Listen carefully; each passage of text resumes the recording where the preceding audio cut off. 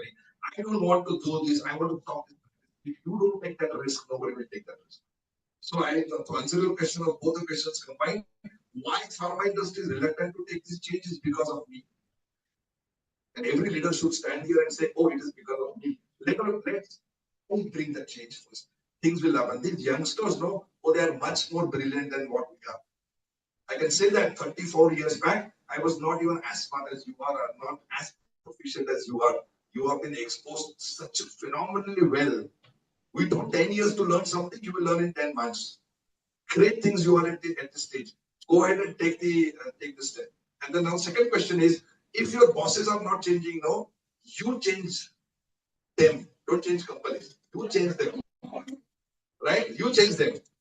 I learn still today. I learn a lot from my son every day when he talks to me. Every day, and these youngsters are amazing. I hope I answered. And also, sorry for all my senior colleagues that are standing here, sitting here around, but this is just to be my thoughts. Please. Please. But I would like to have last. Respect to the ladies, definitely. Sorry, guys. I know I'm standing in between the next session. But last one, yeah, sorry.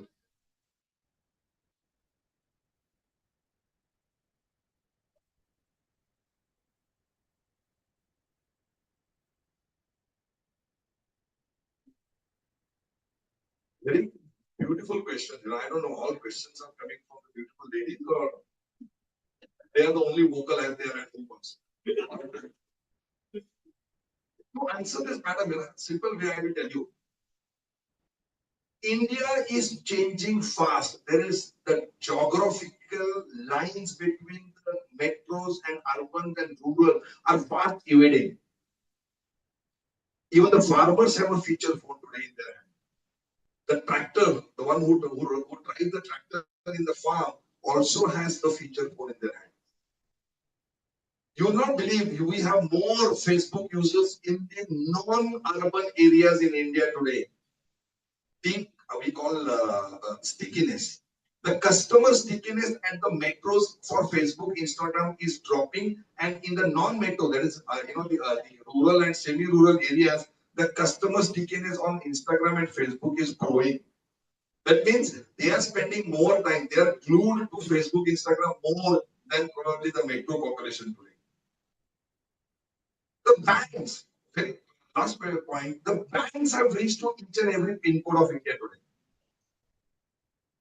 पहले जमाने में rural में only SBI and Bank of India used to be there. Now even the private banks have gone to the smallest cluster. If they can reach, why can't we reach? Whether we want to reach or can we afford to reach every part of the country, it depends on from company to company, brand to brand. But if you want, you can. If you have a product made for rurals, yes, please go ahead and do this. For your information, I'm telling you the rural markets are growing much larger pace for certain therapeutic categories like antibiotics, vitamins and mineral supplements. The rural market is the biggest potential than even the urban one. So the time has come that we flip the pyramid. Don't worry about it. It's there. Thank you very much. Thank you very much for the time.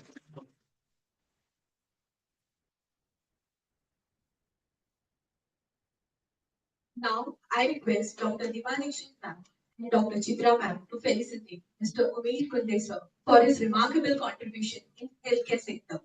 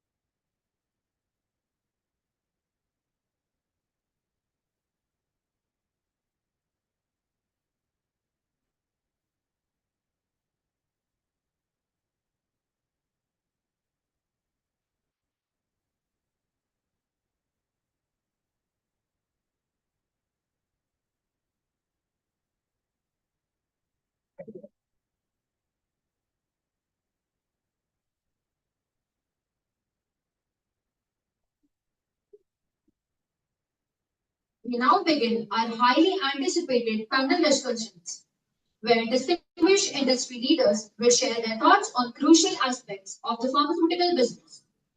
Our first panel discussion is redefining pharma business, challenges and opportunities.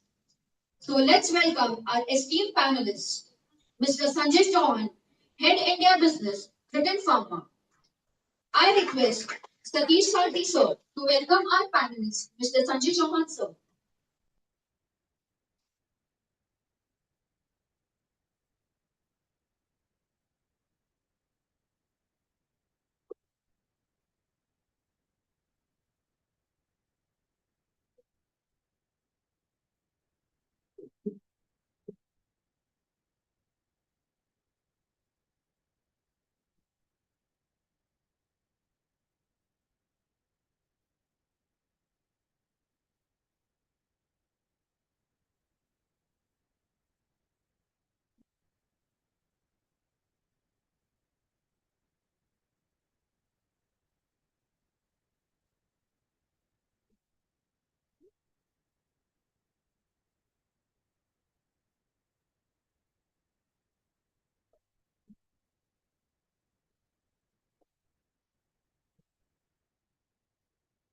Next, we have Mr. Sharik Khan, sir, Senior Vice President, RX Laboratories.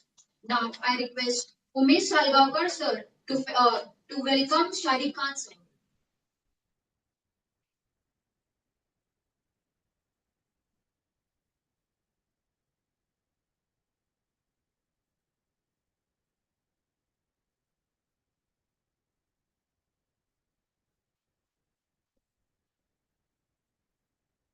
Now, we have Vishal Roy, sir, Head India Business, Exceltis India. I request Amit Verma, sir, to welcome Vishal Roy, sir.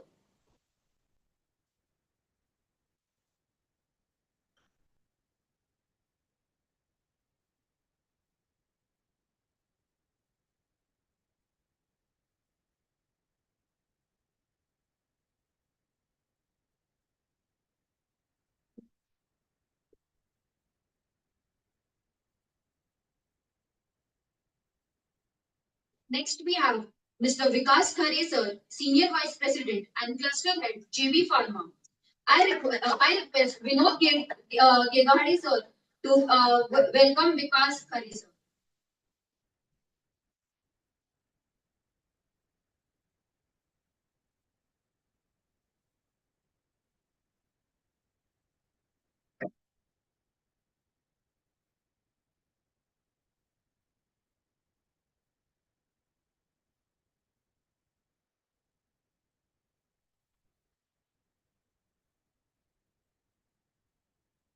This panel discussion will be moderated by Dr. Shalini Gulecha, Head of Marketing Department, Syscoms.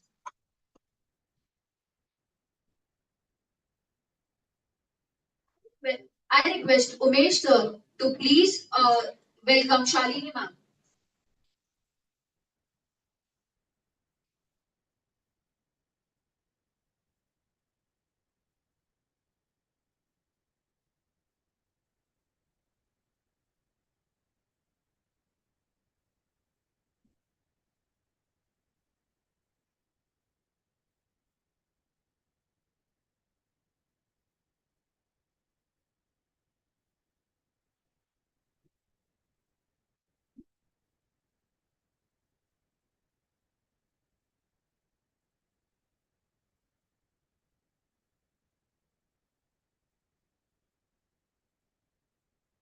Good morning, everybody. Before the panel discussion is on, I was just very tempted to tell you this because there are so many people from the pharma industry.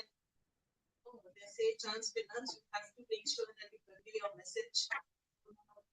Mr. Umesh earlier said that there is a lot of work that they're doing with NGOs, etc., to spread the message and to do something meaningful. The students of SIES, the last week of the year, every December, as part of their graded courses, take out an initiative that they work with an NGO. So as he was speaking, and this is for an entire week, which is an immersion program. So it might be an interesting way of re-looking at this immersion program where students from pharma and biotech can invest that time in an area which is meaningful for healthcare and wellness, maybe in urban or in a rural part of India, and we could take support from pharma companies who would find use for something like this. So Chitra ma'am and other faculty members could possibly take it ahead with the senior industry persons who are present here today. I wanted to bring it ahead so that we can also think about it. Thank you, and thank you for allowing me to steal this minute. Very warm, pleasant morning to all. When we talk about the Indian pharma market landscape, and Umesh sir was talking about the paradigm shifts. So this particular panel discussions, we all know that the Indian pharma landscape is characterized on one hand by a lot of costs that is involved into drug discoveries and developments. On the other hand, we are also knowing that there's a lot of disruption in form of technology that is happening, and along with that, technology definitely is acting as a catalyst. And on the other hand, just like any other sector, there's a lot of personalization that is happening. So with these, I would call them as characteristics of the pharma landscape. This particular, panel discussion is our attempt on deliberating what are those challenges, and of course, there's always a silver lining in form of opportunities. So who better than the industry experts here? So before we begin, a big round of applause for all. So we're going to go ahead with the panel discussion in a format where there are going to be questions. We are going to pose it to the panelists, and they're going to give their perspective. And towards the end, we would be having the question and answer session. So my first question is to you, Vishal Roy, sir. When we are talking about all of this, there are a lot of challenges that you would be facing maybe on a day-to-day or maybe situation based. So what are those challenges that you feel in your domain or in the industry? Your take on it. Thank you. When we did this question, this is both for the industry and for the organization. We try to bridge between both the we try to practice two parts. One is the external challenge and the other is the internal. So I had a multinational firm. The challenges are very diverse. So the first external challenge, which is upcoming and topmost priority for us, is the regulatory compliance. And the way things are evolving, navigating today in the regulatory environment, maybe it's about the approvals, maybe it's about, I was hearing Mr. Umesh speaking about pricing, the regulatory things. There are a lot of products which are coming under government regulatory pricing control, and then there is also a complexity wherein we are also into manufacturing, good manufacturing practice, pharmacovigilance, as well as the approval process which you undergo, which is pretty lengthy. So this is the biggest challenge what we face in the upcoming growing market, wherein we also face the second biggest challenge what we experience today is the fierce competition. And it's not only about competition, it's also about the pricing. So as I said, I'm leading an international firm wherein there is a challenge from the Indian player like Sun and the across of the world, and then there is a challenge from the external multinationals playing here, and everybody has their own edge. And there you need to be there in this market where there are a lot of registered and unregistered players working. And second, then comes about the generics. We are the generic leaders across the globe. You come up with anything, and there is other thing there in the market. Now you have to be there in this market with competitive pricing as well as you have to provide very high quality of product. So that is a big challenge here. Then when we move into the internal things which are largely in our control, as there's a dearth of time, I will make it a little shorter. The biggest challenge internally, the industry what we facing today is the supply chain. So what is happening? We are a very large country. So I work in a European firm. There are many countries in Europe which is smaller than India. Put together everything. So the diverse logistic is a big challenge. You have to reach from Kanyakumari to Imphal of the world, and then you have to produce and make the products available there on time, and have to meet the need of patients over. And then comes the next challenge, that is forecasting. Because that is having a direct impact on your cash flow. And as well as if you're overstocking, it's going to make a direct impact in the profitability. If you're understocking, you're going to miss the bus. As I said, a lot of companies available, and everybody has their own product. And the third challenge in the industry faces the cold chain management. So while you see there are products which require cold chain, and while you are wanting that product to be available in every corner of the country, maintaining that cold chain, and then delivering that quality of product to the customer, itself is a biggest challenge. Going to the second part of internal thing is I cannot move ahead before speaking about the people. So the skilled workforce. And I have been hearing while I was a bit late, my apologies for that. And speaking about the upcoming folks, the new generation. And today the dearth of skilled workforce is the biggest challenge. And I'll not say it about, there's a lot of Zen now, Zen Z, X, Y, Z, I don't know. But then there are a lot of patience, challenge there. People want everything faster. And there to have a skilled people and then retain them to be there with you. First, having them is a challenge and then retaining them is a challenge. Because there are multiple opportunities floating around. And then the attrition. The sales force who are operating in the field, somebody is operating with 2,000, somebody is operating 500, 100. Retaining them is the biggest challenge. I started in 2000. We were scared. If job goes, what happens? People now are least bothered.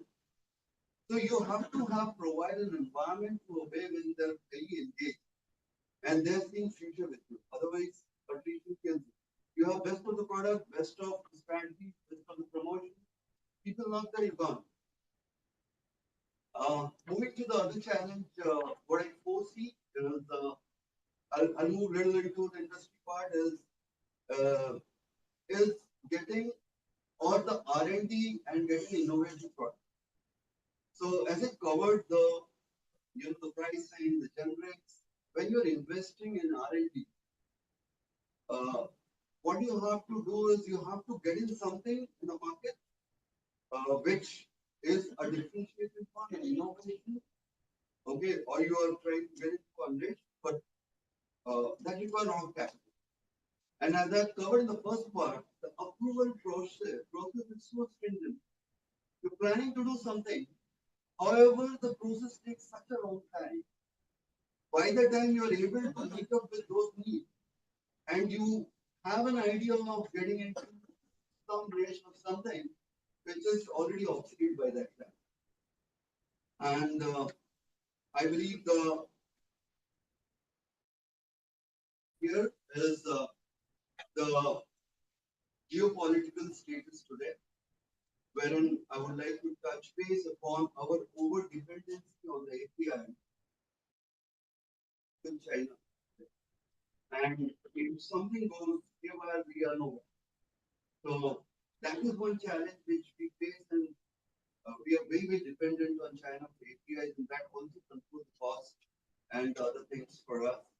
And then the fluctuating currency price today is again challenge because when you are working with certain capital and you have planned everything based on that currency, there if the fluctuation is very zigzag, it becomes very difficult for you then to invest, build it up, take it forward, and probably build the organization or contribute to it. So this at this point of time is hitting me on the critical time. Quick recap. So a lot of challenges, but nevertheless there are a lot of opportunities, right from geopolitically to convertibility of currency, pricing, and most importantly, more important purpose of any organization, right? We quickly move to the next question. So on one side, we are seeing challenges. Sir, Sanjay sir, my second question is to you. Sir spoke about a lot of challenges, but with challenges and we try to manage those challenges. So your take on how you have been able to navigate through those challenges. Sanjay sir. First of all, thank you, Vishal, summarizing challenges so beautifully what we all are facing. Let me just touch upon mine. There is external challenges. They have to be anticipated by the and there are a lot of indicators from where we can identify there is a solid MIS system which we need to work upon. And be it regulatory, be it governing, or be it compliance when it comes to manufacturing. The only way is we need to have this strong supportive system which ensures the compliance is taken care of. Because those are the external and we have to be get managed by them. So that's a very, very rare influence until unless the giant like Cipla who stands up and says that I don't believe in patent. So, and they start fighting with the government. So if we have that muscle power, those are also the old days. Now every entire industry has got it aligned. So external challenges, somewhere we need to anticipate well in advance and prepare ourselves to get complied with the laws and the processes. That's how I take it. Internal, as Mr. Umesh was talking, my experiences, whenever I have worked with top organizations and I am working with the now 100th organization as well. And I found that the new generation, the new organizations which are emerging up, they are mitigating these challenges much better than what we face as large organizations. And I was just trying to correlate when Mr. Umesh was talking in terms of digitalization. I work for a company which is just 14-year-old Hinton, which is derma cosmetic business. Within no time, the entrepreneur has become the fourth largest in the segment and doing extremely well.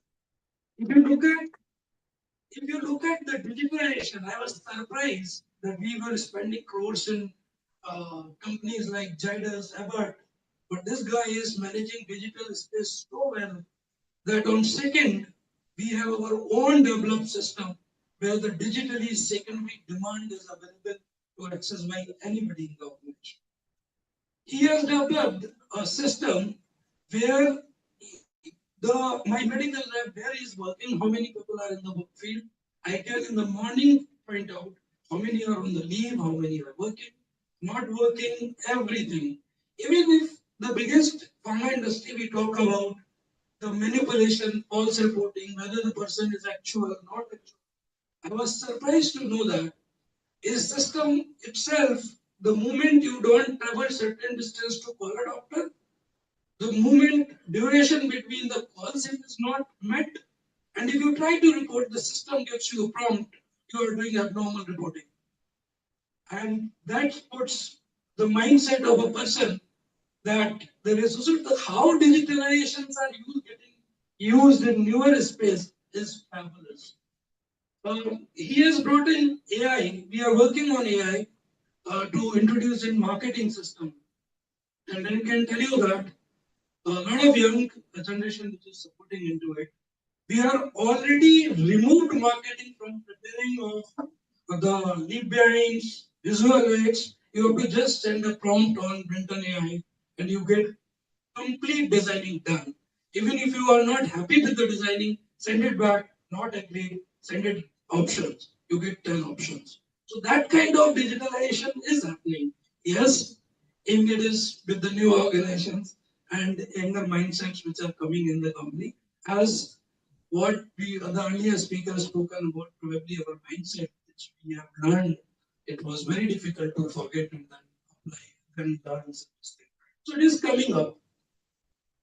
When we look into innovation, quality, they are going to a key differentiator which my panelist has spoken about. Uh, yes, they are difficult, but we can find out. We have to struggle. In generic also you can make differentiation. There are a lot of ways by doing it. There is, I don't know, I can packs which you get into the pharmaceutical packets are now creating huge difference by simplifying the dosage regime. And there are companies who are working on it. So we can find out in generic also to differentiate, but it's not easy. It takes time and a lot of innovation, lot of resource has to be put in and R&D has to happen. Supply chain was the classical example. I was talking to this guy from day one. He said, I will not make any pharma company who doesn't have digital support as stockist. So he's very adamant, and we have only 1,000 stockists doing almost 25 crore rupees of business every month. And completely digital, no issues. Once the sale happens, we get the invoice from the stockist on day-to-day basis. We supply the stock as per the requirement. So digitalization are happening and industry is there. Even payment system. The still industry is struggling with the stock is 21 days, side effect, 7 days, collection, check issues, yeah, whoa. He doesn't believe into it. 21 days, there is a system. The finance itself is triggers to the stockist. Today is your due. By evening, you submit. Neither we are sending the. There is a what you call which when we take a loan and we give it to a stock bank, return authority to debit amount on this particular day. The bank is the stockist has to give return authority that after 21 days you can raise this amount in my account. So that's how our digitalization is shaping up. He is distribution guy and developed this network superbly. So that's a credit which I give it to him. API, I think yes, currently we are facing this challenge, but the capability of India has post-COVID changed a lot. Barring few APIs, most of the large companies they have worked backward integration, and a lot of API strength has been built in. Today we are one of the strongest API supplier worldwide. So we can say that in pharmaceutical we are reacting. We learn over a period of time, but the generation in time is coming when probably the proactive work will come up, and which is expected from the young generation which is coming up. Manpower is one of the constraints which industry faces because it's not a very excited sales as such is not very exciting profession because you get more rejection than less success when you face the customers. So if the we keep environment or the process where the person is excited, we can certainly retain, and there are means in ways where people can be excited. Uh, we are working upon it, and it is too early and a lot of time to take into. But I'll give you an example which he cited. My son is MBA graduate and he joined SDFC. And I have worked for pharma. I have worked most of the company, 5, 6 years. Every 6, 7 months, he goes to HR and says, I am happy, I have learned in this department. Now I don't think I am contributing anything, so either you give me something else or I will switch over.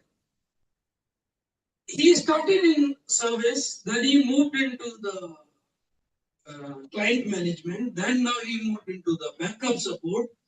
Within 3 years, now he is handling 4 assignment and HR keep on supporting because that generation itself is so hungry to learn that if you don't meet those expectations, they are going to quit. So now he is handling the investor relationship. So fourth assignment within the organization has to keep it satisfied. That is the demand which as a leader we have to anticipate and we need to meet this new generation probably to keep them excited to so they remain involved with the job. Resource management with outsider when we have international markets, yes, it is challenge because of various reasons. We deal in 2, 3 currencies, and that's how the challenge is. But I think that's a leadership role where we need to manage and we need to facilitate, keep feeding. There is no fixed formula which I can tell you because today rupee goes down and after some time it bounces back. So it's a time which has to be managed. Most of these challenges, what I see is if a leadership can anticipate little in advance, and that is what your pattern or business behavior teaches you until unless you learn and until unless you are vigilant, you are going to get hit by these challenges. So I think being a little bit more vigilant, proactive in the system, in the organization, we can certainly mitigate those challenges. And every organization is capable of handling them by their own ways. That's it from my side, I can say. Thank you so much, sir. Quick key takeaways, especially for our students. Big brands or small brands, there's a lot of learning. Agility is what is going to keep you going. At the same time, organizations in their own little and bigger ways are doing a lot of things, maybe in form of digitalization, maybe in form of patient centricity, maybe in form of use of data analytics, use of market research to a greater extent, and of course, yes, a lot of communication to your customers and to your consumers. With this, I proceed further with my next question. Sharik sir, this question is for you. Typically, when we are talking about all of these challenges, what is it that you think is driving millennials? Sanjay sir also spoke about, certain typical characteristics of millennials and maybe Gen Z, Gen Y, Alpha, Beta, we're talking about all of that. So what do you think brings in the performance excellence? Thank you. Thank you, Dr. Shalini, to State Excellence and SIS. Uh, This room is, I believe, is majority of students or age who are sitting here is millennial. I learned this word from a millennial only. Then I googled some day back, and first I heard some Gen Z or Gen Z from Gen Z. Yashwan was speaking Gen Z in some sessions. Then I found what I need to understand this. So we are from pharma, na? So we understand and diagnose first before giving the treatment. So I try to diagnose what it basically is the distinguish between generations. So I found I missed with a 2 year to be called as a millennial. The millennial is a generation who starts from 95 and then Gen Z came. First thing I learned that I missed being the millennial. So I called myself as a Gen X. Honestly, when the previous speaker was speaking, I found some really stalwart like Amitabh Bachchan from the industry speaking to majority of Shah Rukh Khan and Madhuri Dixit and the upcoming Ranbir Kapoor and Alia Bhatt. So millennials are something who is full of energy like Ranbir or Alia, who tend to do who are having full of energy, understanding, and they want to outperform whatever the task has been given to them. So I try to differentiate the population or the people who work with us rather than teaching them what to do. It's always better to understand from them what they want to do. So this helps a lot now these days in the pharma industry because this millennial generation is no doubt they are much better than what we think of in terms of technology, in terms of the kind of time they invest to learn from the technology. They are at par with the previous generations. And therefore, this is the only reason why the pharma industry now these days are heavily investing on AI, data analytics, big data, because this millennial generations take decisions on, we used to call that when we were being taught, we take decisions on fact basis. Now the fact is more relevant to them in form of data. So whether it is being in-house or provided by the external agencies, what I have been witnessing that once you start supporting this generation, they are doing lot of activities and generating data from field as well now these days. For their campaigns, for their brands, from their colleagues, field colleagues, from the doctors. Fantastic and the phenomenal thing which I have been witnessing is that this millennial generation understand the market, yes, I'm talking about, understands requirement as well. Because we are from a Ghanaian media background, we understand that 50 or 50 plus patients are from the similar age group. The infertility is been now between the age of say 45 max. So they understand and they try to tend and they try to bring more patient-centric approach when you provide them such kind of platform that they can use data analytics, big data, real-time data, or AI in fact. I was very thrilled to listen to heard the first word by the director of SIS, Dr. Deepa Dixit, and she's punched the word like disruption. At the very beginning of the session, you are you are coming and something is been diffused to you, uh, like a grey word, disruption. Definitely, and there is opportunity. It brings a lot of results and it brings sometimes disruption as well. Uh, आप तब तक नहीं सीखेंगे जब तक आप गलती नहीं करेंगे. You need to commit more mistake. So allow this generation to commit more number of mistakes. You cannot hold them to commit new, but ask them to commit new mistakes all the time, not the same one. So when driving, allow them, give them freedom because this is a generation who believes in transparency, who believes in flexibility. This is a generation who believes in bringing the things in an unconventional way, but they are very disciplined. So you need to give them the room. You need to give them support. You need to trust them how they can do their job efficiently. See, this is a generation who have performed even during pandemic from work from home and got that change which was required. Because of this Gen Z and the millennial generation, we found COVID pandemic throughout the globe. So their brain is as good as what we talk about AI because AI is also being developed by this brain only. So my when it comes to my personal agenda when dealing with this millennial is to give them more space rather than always go and teach them, ask them how they want to do this job, and then you need to just push them, not pull them. So this is in a very small, I can say that okay, allow them to make more or commit more mistakes, but ask them to commit new mistake, not come up with the same next time. The last but the not least is that they prioritize their abilities a lot. So help them out, support them for doing a lot of sessions, handholding for their physical, their mental development.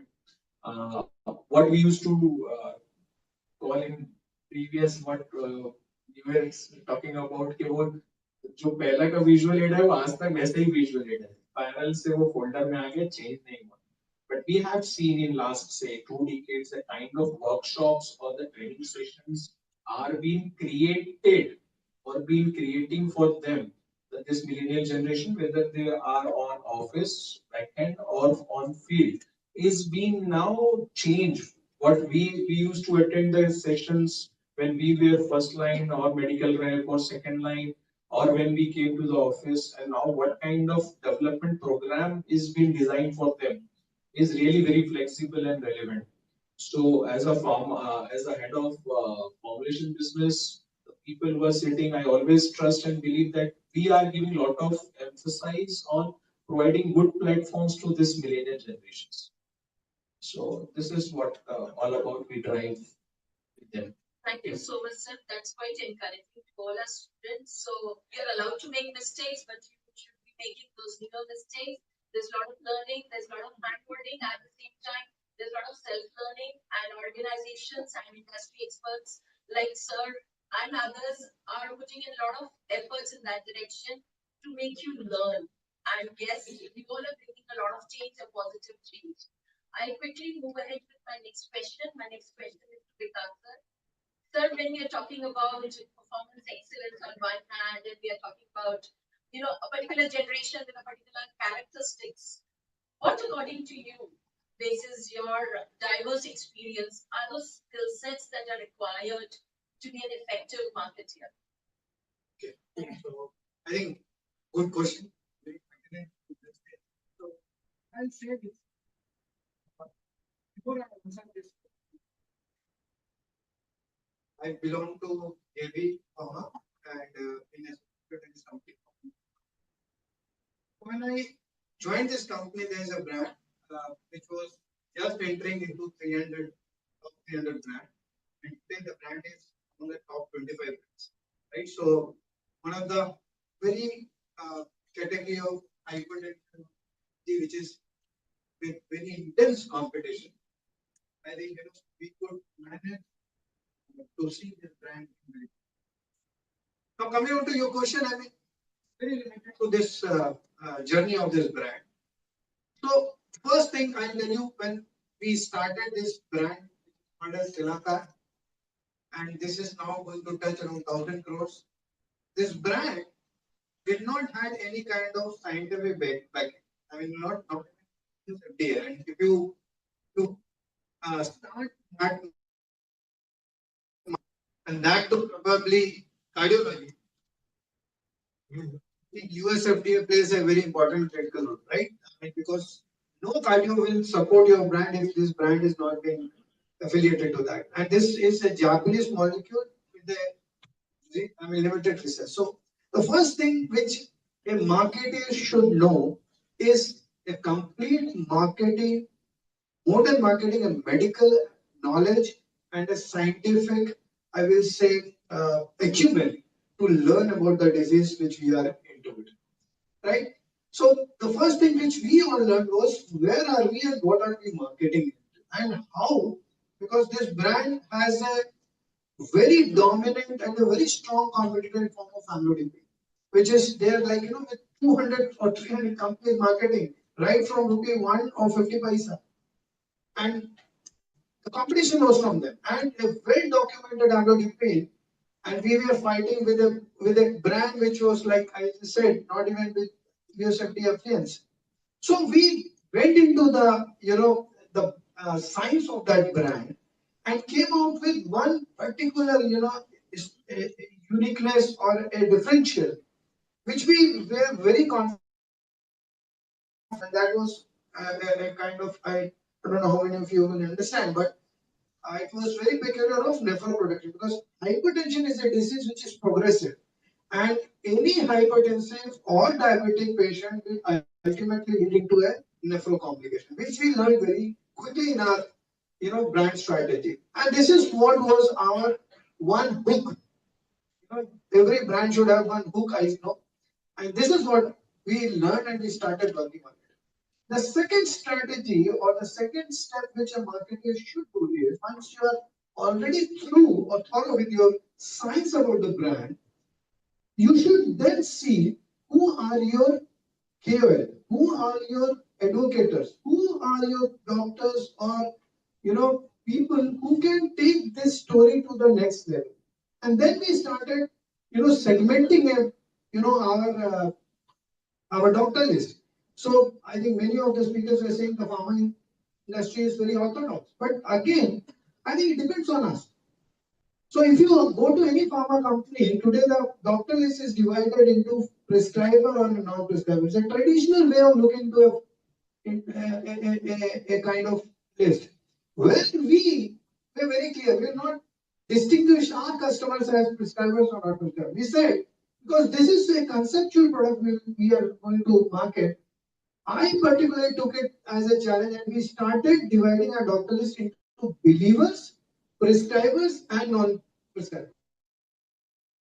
So, believers. Now, what is that? The believers are for me were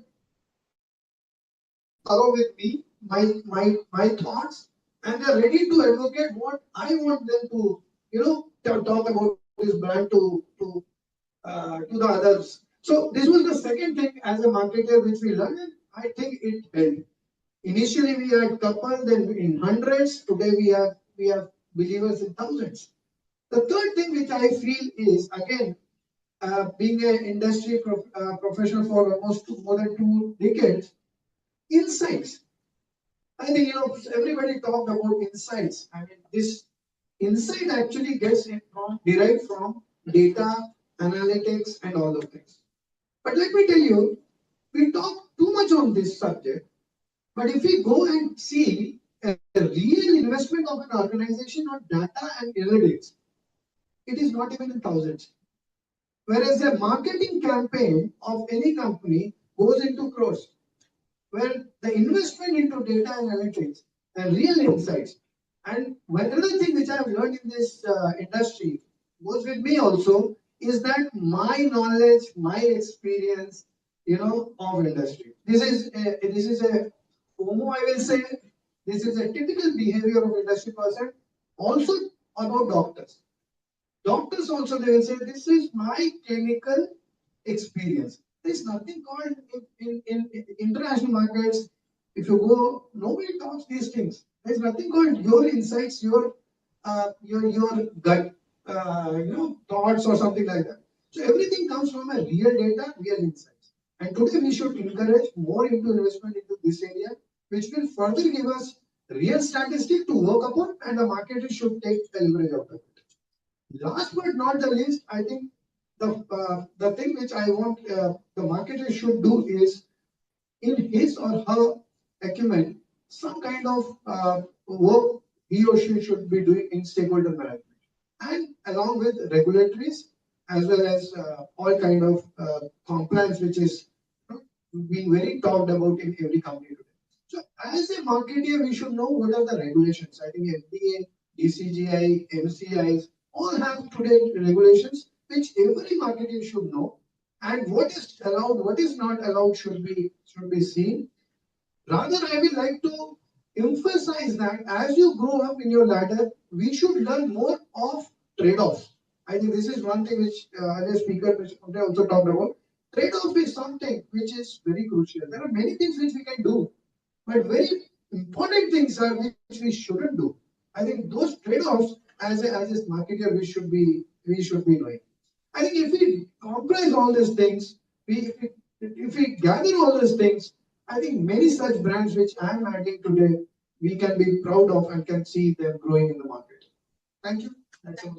Thank you so much, sir. So, a quick insight from sir. We definitely know where are we, where we want to go, and how we are going to go ahead with it.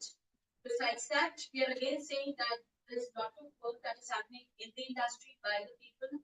A little bit of proactiveness, observations, insights, readily available data, and of course technology is going to drive this whole industry. With this particular thing, we come towards the closure of a panel discussion. Thank you so much, all the industry experts, for your beautiful insights. And maybe we can have quickly a couple of questions from the audience.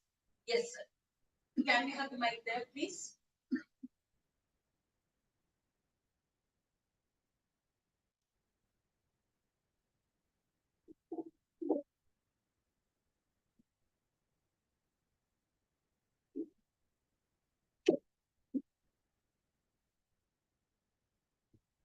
everyone.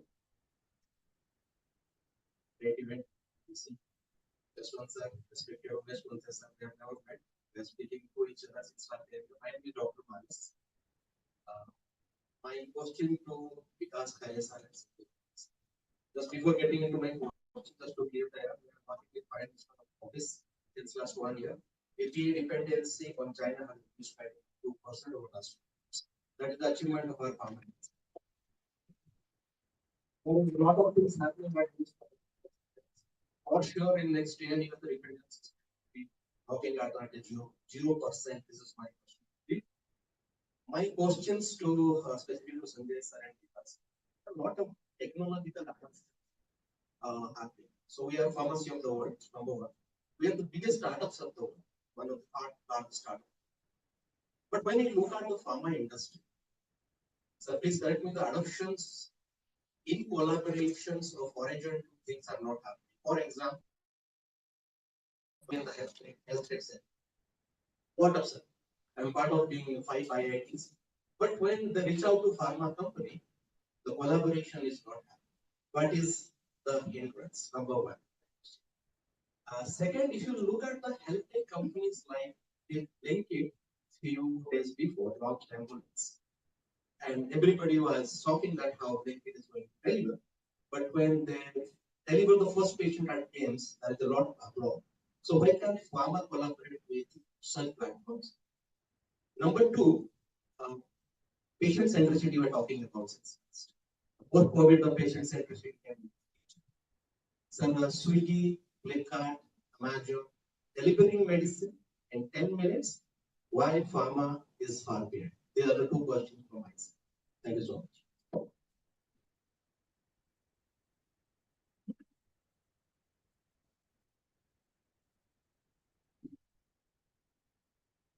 So, I'll go in adoption of technology and first. First of all, thank you very much. The API dependence of India is certainly getting independent. As a country, we are going to be the largest API manufacturer, or probably the API moving towards that. As far as technological adoption is concerned, I think it's a time which is the crucial, because so far we probably as an industry we have looked one of the most R&D driven or more maybe research driven. If you go 10 years back, hardly company used to invest in research and development. In today's scenario, if you look at every small organization, they have developed R&D, whether it is in formulation or in packaging or in technology or even in the research molecule. So most of the companies are adopting that route which you are speaking about. Somewhere the unregulated part which was exciting to the entrepreneurs, India में unregulation था pharma industry. Now, as the government is becoming regulatory, these things are emerging and it will be adopted in industry. As far as moving into the backward integration space, you have spoken about the patient centricity which has been taken by Blinkit or any other house. Yes, that's an opportunity, but again, the conscious call of the houses where we need to backward or take forward integration, the capability and resources.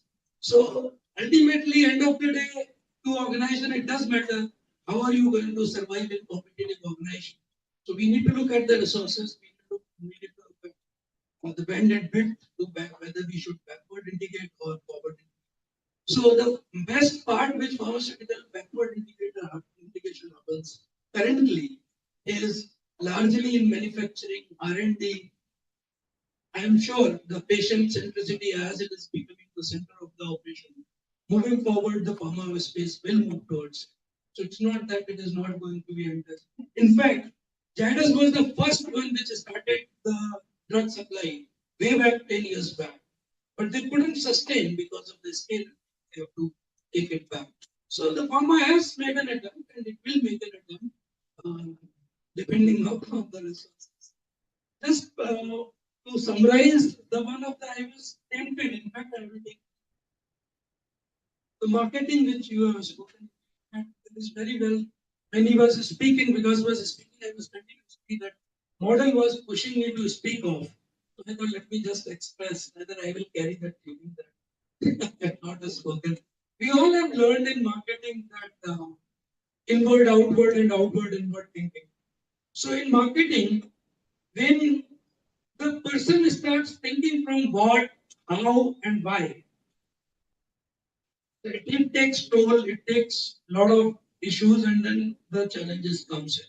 But if we start working from why first, I think that is what he was speaking. Why this molecule itself exists, why this brand should exist, why this should sustain in the competitive environment, and then how, and then coming to the what, whether I do need to handle segmentation, customer, brand, competition. So I think inward outward thinking is required. That is what I can summarize, and he is beautifully elaborated by giving the one brand which he has cited. I think that's it from my side. If you had anything because missed. Only one thing I say, the pharma I have seen last more than 2.5 decades, they are very, I mean, they are not very, they're, you can say they are media shy kind of. Many things happen in pharma. Every company has a history. I tell you, I was very long associated with Cipla. When the world was struggling with AIDS, Cipla was the first company to give $1 therapy to South Africans.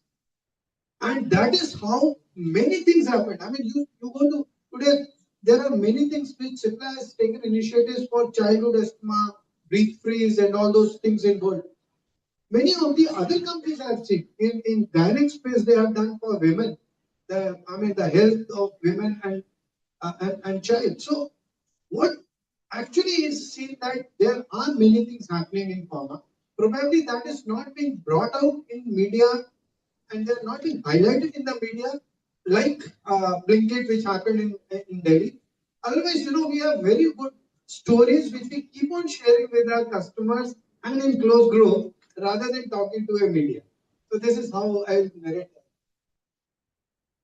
In the best interest of time, we would request all those of you who have questions, we can take a tea break. You all can have a more discussed and a detailed discussion. On behalf of the panel, we thank LPC Yashwant sir, Dr. Chitra, and Dr. Swati Checker. Thank you so much for giving us this platform. Thank you.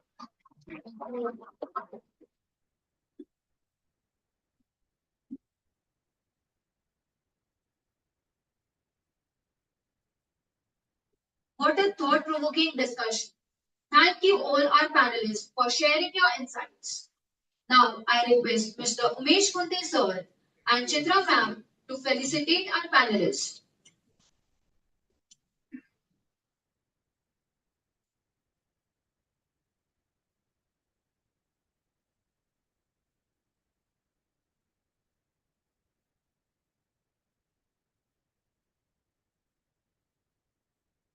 First, we have Sanjay sir.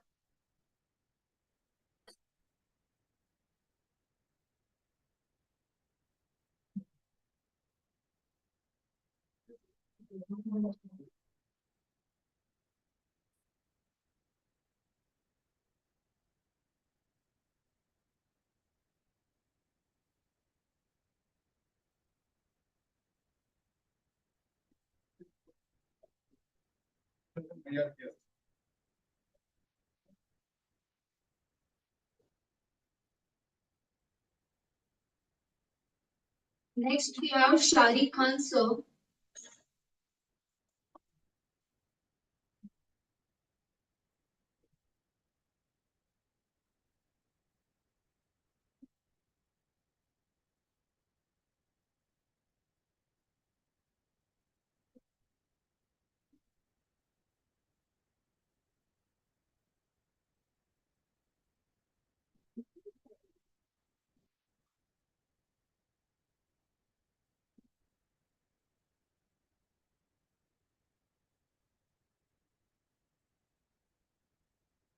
Mr. Vishal Roy sir.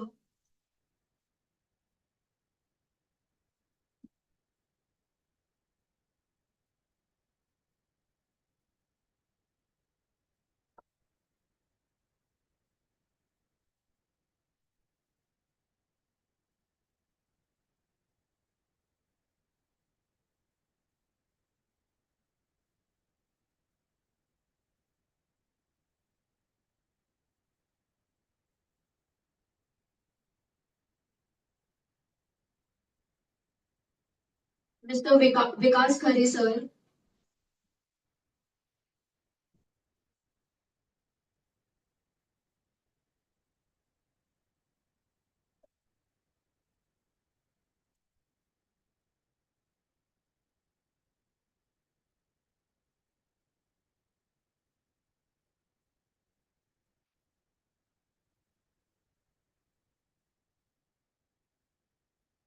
And Dr. Shalini Gulecha, ma'am.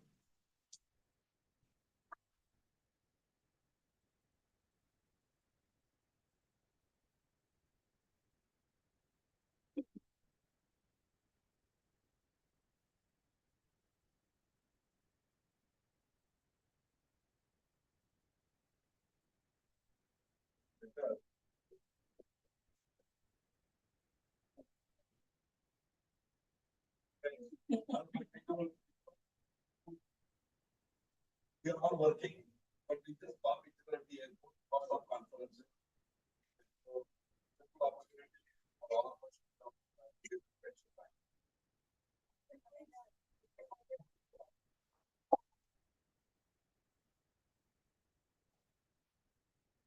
Thank you all for your remarkable contribution. Now I request everyone for a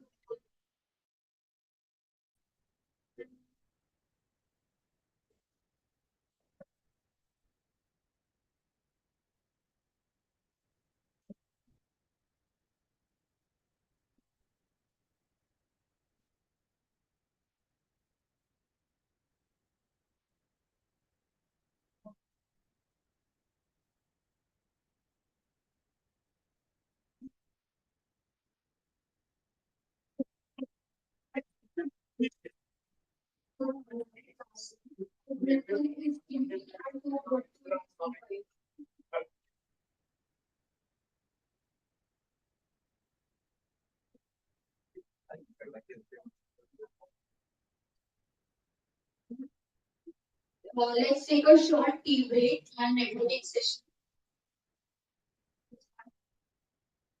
Which start in 15 minutes, so please quickly adhere to the time.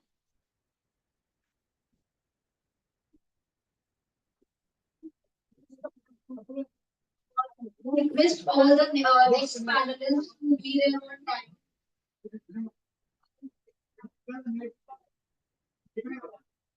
Mr. Ritesh Taylor, Manager Training, Mr. Sushil Bhargava, Senior Vice President, L&D, Gadila Pharma, Mr. Sumit Bhattacharya, Business Unit Head, Excentis, India, Dr. Shrikant D, Mr. Jyot Thomas, Mr. Girish Sobanshi, Vice President, Continuous and Tourism, Mr. Pinchus Mukhopadhyay, Business Unit Head, Tourism. We'll start by 12:15 sharp.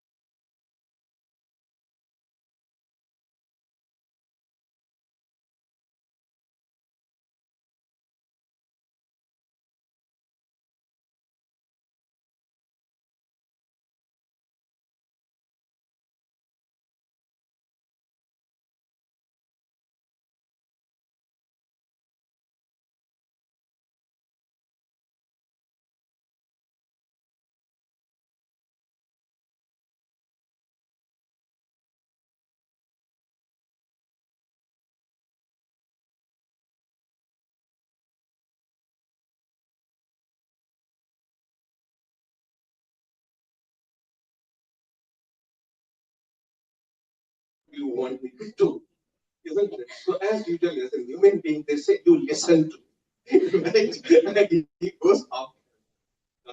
So now I'll just take 1 minute to Shanti and answer. Yes, today's generation is very lucky, and we are working in the multi-generational, isn't it? Go to any organization, you will find a 59-year-old person correct getting ready for his retirement, and maybe a 21-year young guy correct his induction is going. So that is the range which is an L&D professional I get.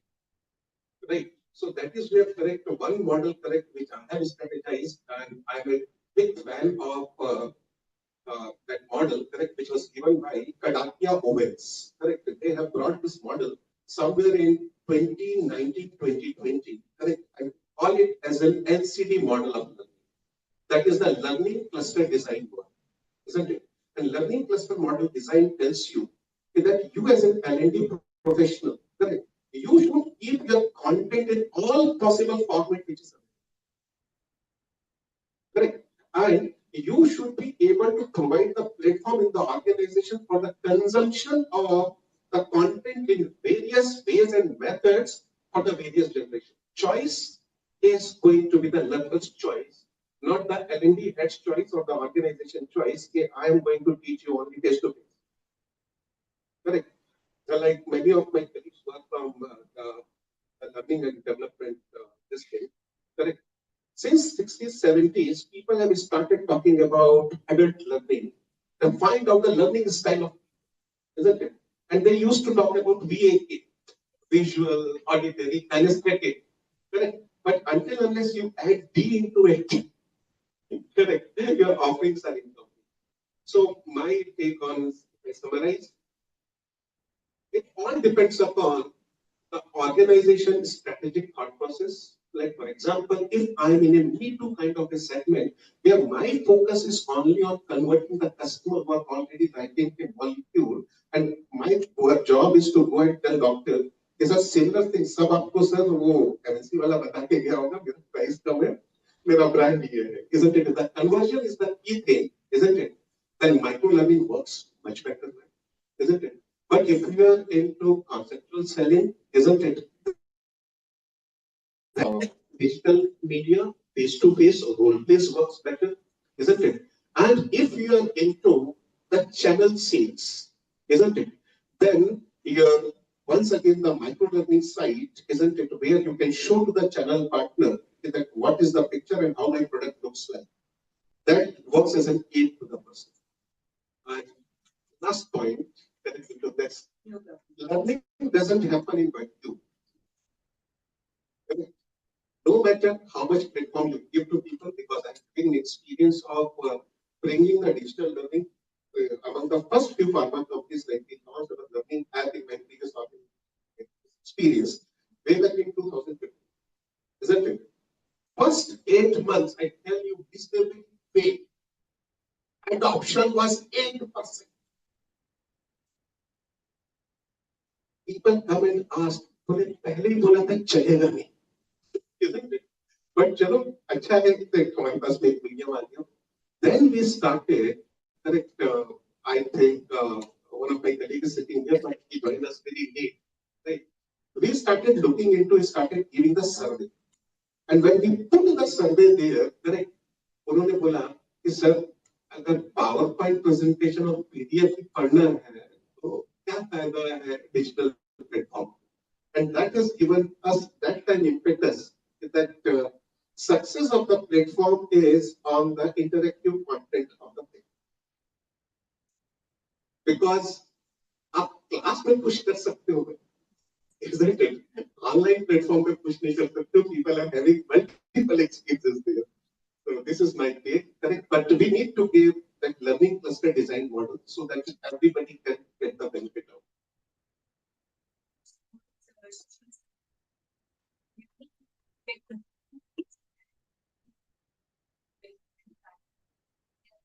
Members were also teaching online, and it was challenging for us also because we are so used to meeting people one-on-one.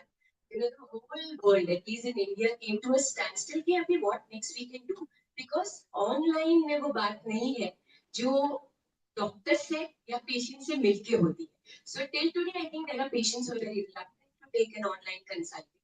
Meeting the doctor makes them more satisfied. So that challenge I think would continue in terms of L&D also. And rightly sir, it is the mindset, it is the passion, it is the willingness, it is the reach again, and it starts from top to bottom. So if the pharma industry is open, if the mindset is right, they are passionate to make it possible, not only in marketing and L&D, or all aspects. I mean, technology can be used by humans. Just a message which you rightly said, that technology's threat is that youngsters or Gen Z feels that they'll be replaced. But we need experts to run technology. That the technology cannot run on its own. So that is one message I think which will. Yes, sir, please go.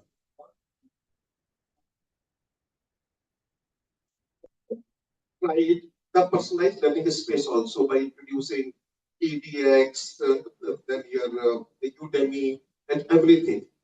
Before offering that, then people were saying कि हमारे पास में ये नहीं है, हमारे पास में ये भी होना चाहिए, हमारे पास में वो भी होना चाहिए. We launched and we started advertising. First 15 days, not a single nomination. Correct. They said कि सर इसको क्या मतलब छुट्टी के दिन पढ़ना पड़ेगा सबको कि हमको फ्राइडे को आप जैसे मल्टीनेशनल में 1 आवर लर्निंग आवर होता है आप वो दोगे हमको. तो मैंने बोला यार कुछ समय के बाद में ना तुम आओगे ये बोलोगे कि सर ये भी दे दो हमको वो भी दे दो हमको सब दे दो.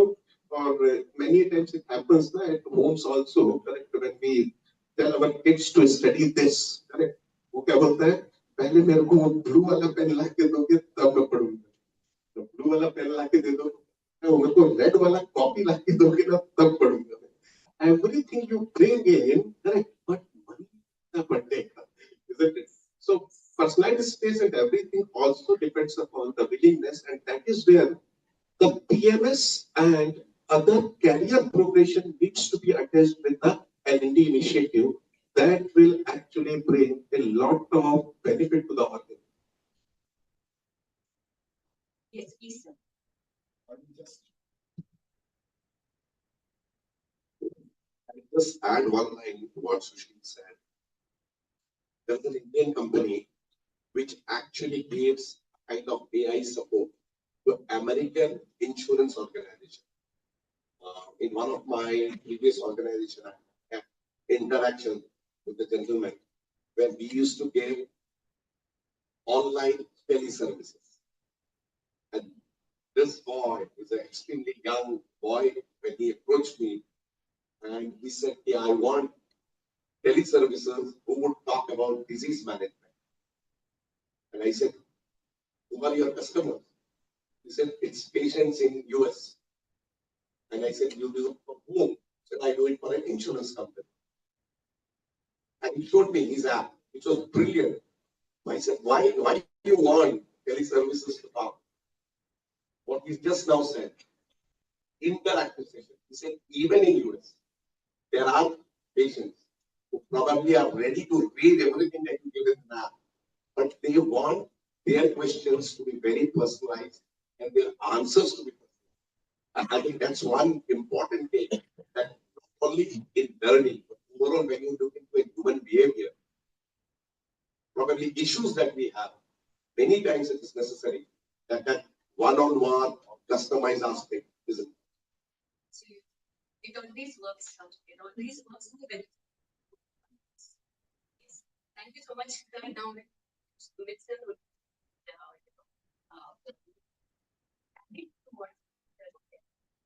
My question to you is very simple.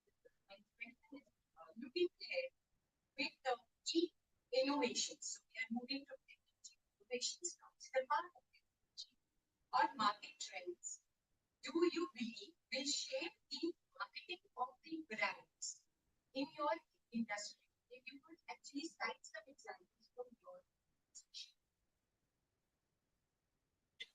First of all, thank you very much for having me here. I'm very accepted to Yashwant. At least once in a year, I get a kind of this kind of flattery and flatter. Yes, I'm good enough to be here in this heavy group and talk about. So I will start this way, ma'am. When you look into pharma market, I think over the last few decades, I think there was a time when we used to talk about molecules. Then the focus was on our internal customers. Then it was completely on the doctor. Then it was on brand building. Lately, I would say it is all about patient centered. And that's the evolution of marketing trend in pharmaceutical. Irrespective of technology or innovations that we bring in. Market here remains the same. I think the learned speakers before here had already spoken, so I will not get into that. What I would say that the challenge number one is that how do I get my value-added information with regards to the brand to the doctor? And I'm very specific since it's a pharma setup that we are talking about. Is he expecting it, hearing it out? And number two, is he adopting the molecules for his patient? Now, frankly, if you look into, there was a time when probably we had LPNs and visually over a period of time, I think 99% of the organization has gone into iPads. There, and what I can maybe probably take one sentence from it that you can probably give an iPad. But if that iPad is just about having a PDF or a photograph, and in fact, I see sometimes a disadvantage in data. Because when you are far, and specifically in an hospital setup, and post-COVID, people maintain distance. So you are not able to see how big font you can make for the best possible, probably the pads that you have. So until unless it's something very interesting, and here I would say, today the marketer is not somebody who only has a therapy knowledge, customer knowledge, or probably competitor knowledge. He's also somebody who's able to see that what differentiated things I can do so that it is visible to the doctor and he is able to do it. Now, there have been interactive, I would say, chat boards which have been created. There has been nice videos which have been uploaded. But again, I would say that inside the clinic, in today's context, with more than 10,000 companies functional, a rep hardly gets, and I would probably put it in inverted commas, a quality rep hardly gets 2 minutes. And in this 2 minutes, he has to deliver everything. So one is, if whatever we are trying to say to the doctor, is it innovative enough? Is the template very attractive? Because when you look into something on the visual, it's also about probably, if I see just say the background color is probably dark, and all of us here sitting here, most of them are really handsome, but I am not as handsome as I appear there. So it's very important that when the doctor looks into the screen, he feels like, yes, I will keep my eyes there. As regards it, as an organization, what I would like to do or what we have done, madam, I'm 32 years in this profession, so a bit of old timer. I still believe the first and the foremost thing which is important for any organization is the human resource. So whether it is a rep or a manager or a marketing guy, how good are we with our own skill set? And there, L&D has a very big role. So they probably need to rub us, polish us with whatever fancies that we have, but we are good to the market. Number two, as I said, in the brands which I promote, do I have anything differentiate to talk to them? And frankly speaking, I was lucky enough to attend a session of Philip Kotler. And there was a good question asked by, sir, there are 360 brands of, and me as a brand manager, I am launching it. What would be your advice and suggestion? So, ladies and gentlemen, here, his advice was don't launch. So, I would say that when you look into the marketing skills of most of the countries where we have so much of branded today, especially India, I would say our marketers are really good at. We find differentiation in packaging, we find differentiation in manufacturing, and we, in fact, Indian doctors know so much about probably the old manufacturing technique and hot manufacturing technique, and what can an LULU still be different from anything. So that way, I think the small things makes a lot of difference. Lastly, I would say whenever you do anything in marketing, measuring the outcomes is also very important. Fortunately for us now, we have various tools by which you can know to the doctor, am I exposing the page, for how much time I am doing it. So it also tells you that is the doctor really interested. Number three, the outcomes now are also measured. Yes, there could still be certain percentage of plus and minuses in that, because it is ultimately a human feedback which goes in. Yes, I am getting this kind of output for this time. So most of the things that we do now, fortunately, we are able to measure. But again, I would say the basic challenges over a period has increased. It is not that with innovations and technology, the basic challenges have gone away. It still remains the same. And I think all of us, till the time we are here at the next generation, they would also have the same thing, and they will have to keep on finding.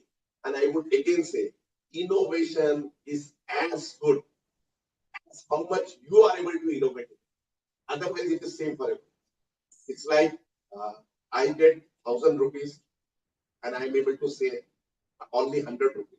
Shrikant gets 50,000 rupees, but he's still able to say 40,000. So credit is to Shrikant that he's able to earn more and save more, unlike me. So it again comes to that individual skill, which will be very important.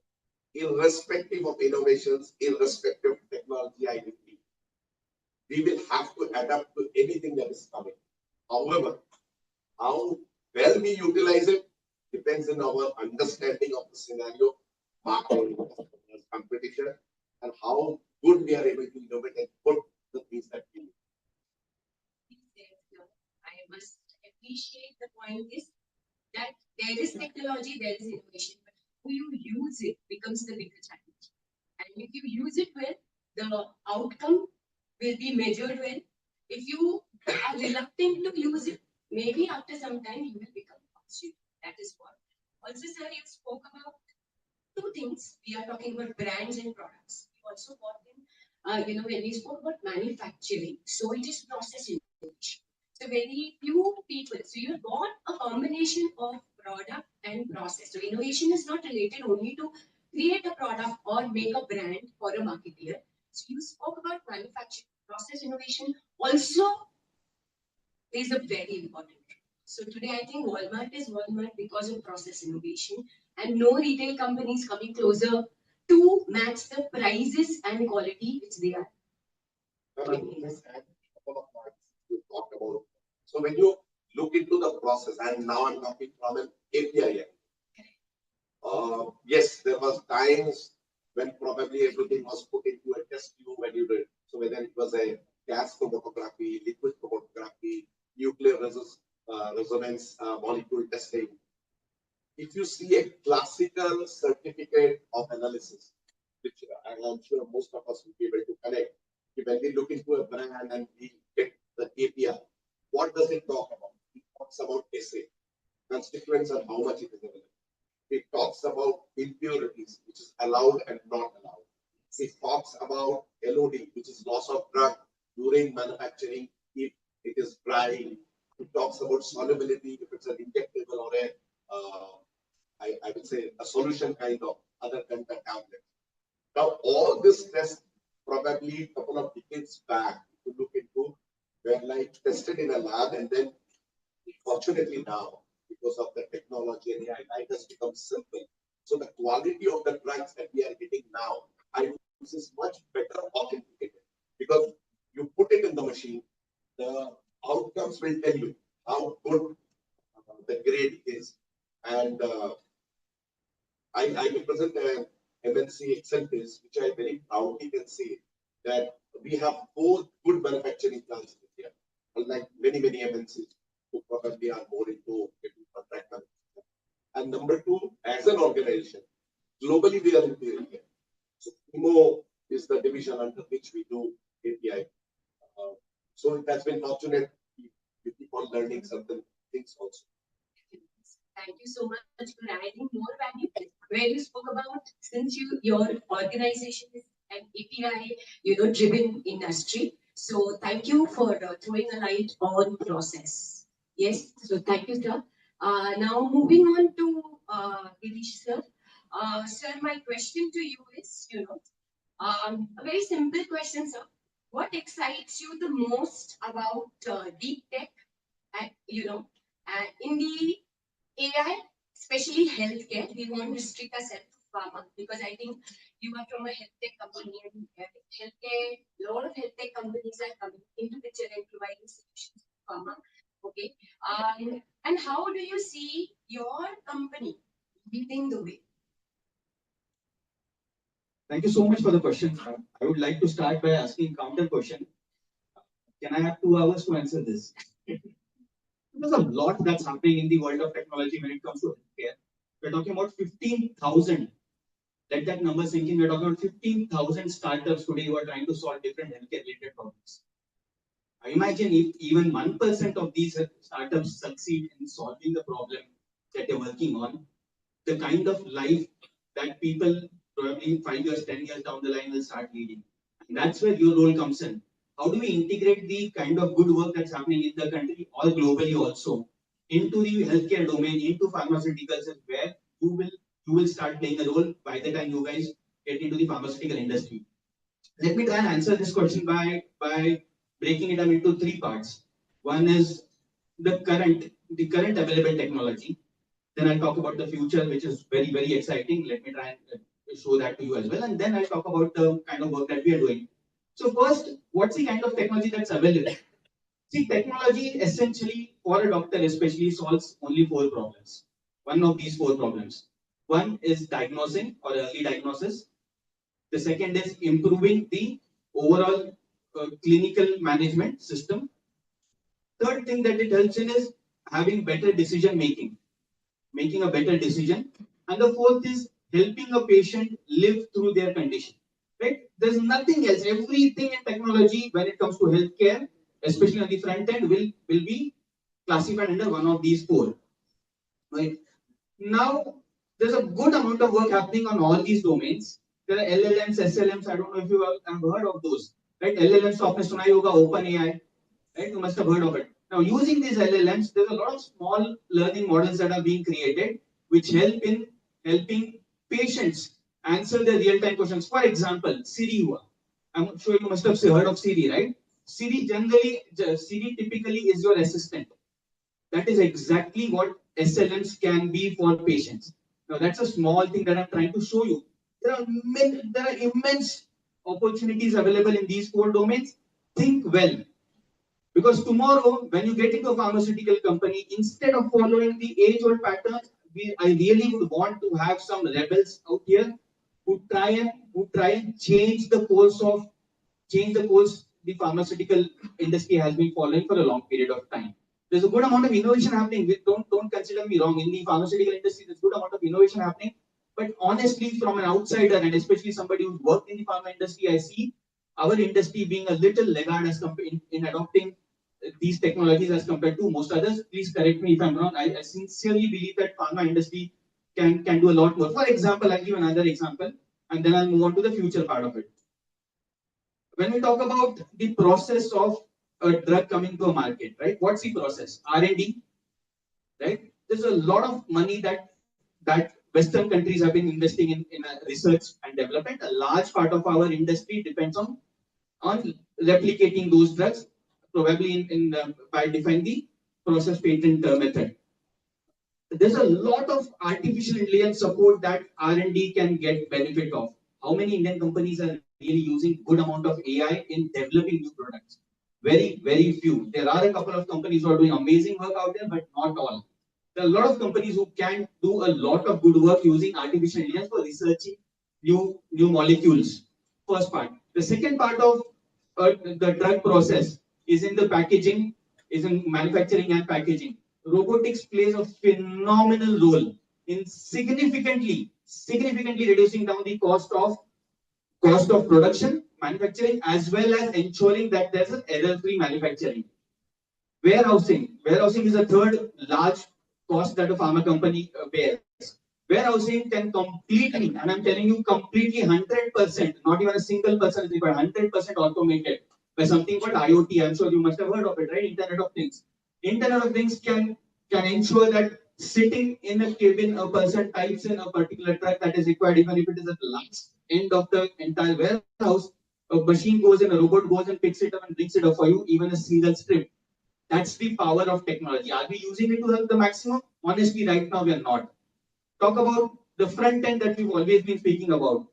Today we have got devices. For example, the kind of devices that I market, right? The product that we have are trying to help improve identification of patients. Today, for example, government is playing a phenomenal role in supporting companies like ours who are really helping at the grassroots level. So the primary healthcare sector, the PHCs that we have across the country with the ABHA, Ayushman Bharat, if you've heard of it, Ayushman Bharat Digital Mission, both of these coupled together and startups coming in together, we've been able to identify millions of, I mean, not just us, all companies put together, millions of people who have otherwise suffered a lot.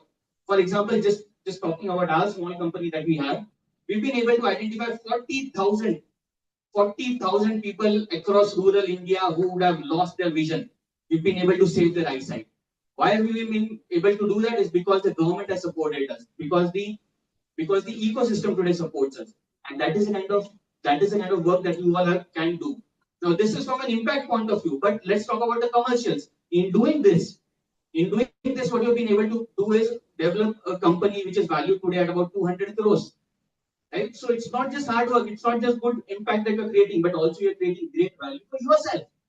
Right? And that is the kind of work that I would really want you all to do. Finally, we're talking about the future, and this is something that I love to engage with, especially young people. Imagine this. Okay, imagine this. And this is not a distant future. This is the technology of tomorrow that is already in a way present, which will all gel together to give you this future of tomorrow. DNA mapping. I don't know how many of you know that today DNA mapping, there are companies who launched it at $100. $100 is about 8,000 rupees, right? That's not too expensive for most of us. So DNA mapping can be done at about $100. Imagine your DNA being mapped, identifying one particular part of the DNA, right? One strand of the DNA which has a problem because of which you have diabetes. Okay, and that is possible today. There are a lot of research papers on it. You can read more about it online. Identifying that one strand, identifying the protein that is the cause of your diabetes, right? Changing that particular protein. How do you do that? Today, with quantum computing coming in, you can within minutes, and I'm not kidding you, within minutes with the Google's latest launch. I don't know how many of you heard of the latest quantum GPU that they've launched. Within minutes, you'll be able to have a 3D diagram of a protein, which would have taken the normal supercomputers of today 30,000 years. 30,000 years. This is able to do it within minutes, right? And that's the future of tomorrow. This protein will be synthesized, will be manufactured in something called 4D printers, which are bioprinters. Today already they are available. This will be tested. This will be tested on the patient's actual system using something called the organ on chip. You can Google it. It's already available globally. So the patient's liver's content actually is put on a chip, and you can actually test the protein on that particular chip and identify what are the benefits and what are the side effects that the patient might get. And based on that, you can synthesize that particular protein to change the DNA strand of a particular person to cure the person of diabetes. Now imagine this. And that's the future, guys. That is what you all are walking into. हम कुछ ते दिए हैं, आप लोग कल के दिए हैं. And you guys are the light of tomorrow, and that is what you should go into the industry thinking about. How can I use technology to change the entire system out there, and in the process, make a lot of money. I want you all to succeed a lot in making a lot of money, making a lot of people's lives better. All the best, guys. Thank you so much, Girish sir. Actually, I really like the part which you said that what is in there for the Gen Z or the younger generation the future of healthcare, technology in healthcare. So actually, I mean, that was the right thing which so this gives them a food of thought today that, there is a lot which this industry is doing, which we are unaware of, and a lot which you can expect from, sorry, everybody is from pharma, from the traditional pharma to healthcare, which is a broader perspective. So only one inquisitive thought which came in my mind. You were in the pharma side and you moved to a healthcare tech company. What? Of course, it's a leap of faith. When change happens, you have to take that leap of faith to see whether change works or not. So, what was that one thing which triggered you to move from pharma to health tech, where probably risk and were higher? Thank you so much. And this is a question that I get asked very, very often. So what changed essentially is my stint in Indonesia. So I was heading a company there in Indonesia called Vita Biotics, and there I used to meet. So in Indonesia, the kind of medical system that is present is you don't have single clinics. The way we have in India, you have hospitals. So even सर्दी जुकाम से लेके cancer तक everything a person has to go to a hospital. Now when there are hospital chains out there, I used to get to meet the CEOs or the main decision makers of these hospitals quite often. Because of which, then during their discussions, we always used to end up talking about the role of technology in healthcare. Now, to stay abreast, to have a good discussion out there, I had to stay abreast with the latest technologies globally. One, and second is any which ways I always love technology. I've always loved the kind of impact that technology can create. So that is why any which ways I was always fascinated with the kind of work that's happening globally in the healthcare space. That is when I realized, and this I think is important for all of you, that is when I realized that India, in the space of artificial intelligence, especially in the healthcare space, is competing with the Western world real time. Why do I say so? Is because today's pharmaceutical industry is largely human dependent. Okay, you've got a product which is generally a Me Too product. Most of the products are Me Too product. What makes the difference is the human resource that sells the product. Okay, tomorrow's industry is going to be a data driven industry. What do I mean by that is now the likes of Google, the likes of Alphabet, Google, Amazon, Google, all of these people are investing heavy and humongous amount of investment that they're doing in trying to get data from hospitals in the Western region. Why are they doing that? It's because data drives decision drives at the end of the day sales, right? So to understand trends in the pharmaceutical space, they are trying to get data from hospitals, trying to understand what are the trends, what are the new molecules being used, what are the kind of benefits that patients are getting, what are the kind of side effects that they're getting. Because of EMRs, electronic medical records, you get everything at a click of a button. In India, you have this data available to you, right? Pharmaceutical industry, you reach out to doctors every single day. You can actually have a lot of this data that starts helping you identify. Which are the molecules of tomorrow, which are the molecules that best coexist with the other molecule. All of this is real world data that you all can get. Unfortunately, again, and I'll keep ranting about it, unfortunately, really that the industry today is not really shaping up the way it should, especially despite having the kind of resources that they have. Okay, coming back to my story, and that is because we realized that data is available in abundance in the country today, I could understand that AI is something that will continue to flourish in India as fast as it is in the Western world. Otherwise, in all the other technologies, we always follow the Western world. In India, in AI, to a large extent, we are going hand in hand with the Western world, right? And that's something that excited me. That is how I came back to India, came back to Bangalore, started a company there, and it's been about 6 years. It's been a great journey. Thank you so much, sir. Maybe it will inspire some of the students to join the I really hope so. That's my hidden agenda. Now moving to this, so the question to you is, in the competitive branded generic market, sales representatives, as CMRs, often they face a constraint, okay, when they are engaging the healthcare professions, right, or professionals, like the doctors. So, what innovative strategy can effectively help them to capture and extend their conversation window to maximize their scale pitch impact? That's the question. Very nice question, Jim. First of all, I'd like to thank Yashwant and Science College for organizing this. This is very important. The young kids, I think, futures, CEOs, futures, CLOs are sitting here. It gives an immense pleasure to me. I would like to, after hearing Mr. Girish, what I'm thinking that is engineers are going to get replaced by doctors are going to get replaced by engineers. What will the farmer want? Whatever. It was great impact, Girish. What I understand, a lot of chips are getting prepared. For hypertension, there will be a chips. For diabetes, there will be a chips. Going forward a decade ahead, I don't think so that would be a problem, and there would be a queue for engineers. Coming back to a question, very important questions. My first question to audience: how many of you want to be in pharma? सबको pharma ही नहीं आना? Very nice. One of the most important thing in the last my 2.5 decade experience of pharma businesses, one of the biggest puzzle piece today in pharma industry is how to medical representative can get more time inside the doctor. Post-COVID, trust me, as Sumit also mentioned, is one of the biggest hurdle currently. Earlier it was when I was a medical rep, I used to get an average time of 6 to 7 minutes. Now it has gone down to 20 seconds also. So when we have this, 20 seconds is what we get. We get customers meeting, in the car parking. We are meeting customers, those who have worked as a representative in this kind of a time. Now, how do we do it actually? That also in a branded generic.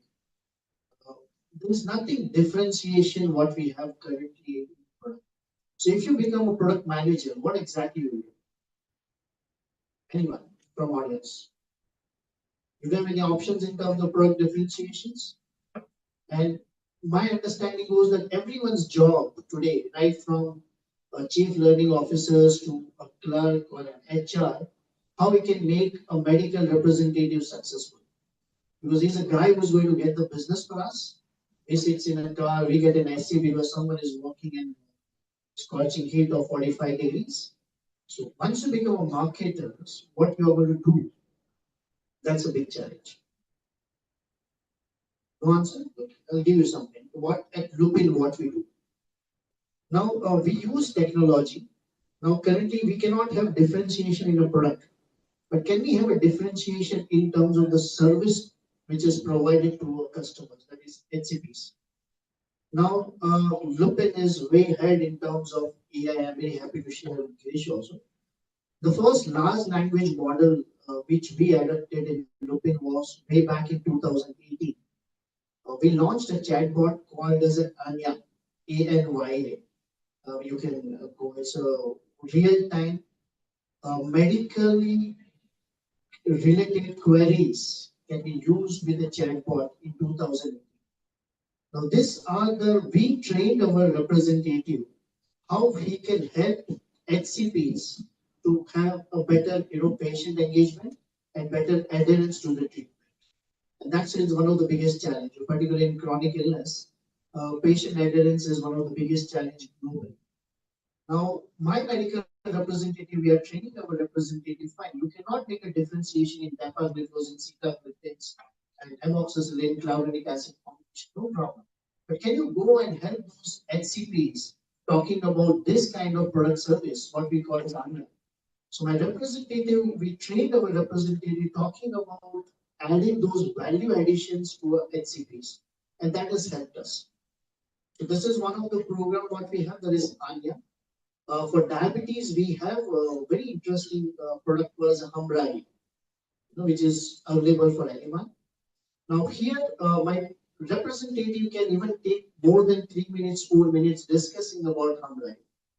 I'm very happy to share that currently we have 80,000 patients enrolled for Hamrari, which is a diabetes, which is for a diabetes cardiology, and they are available in 12 regional languages.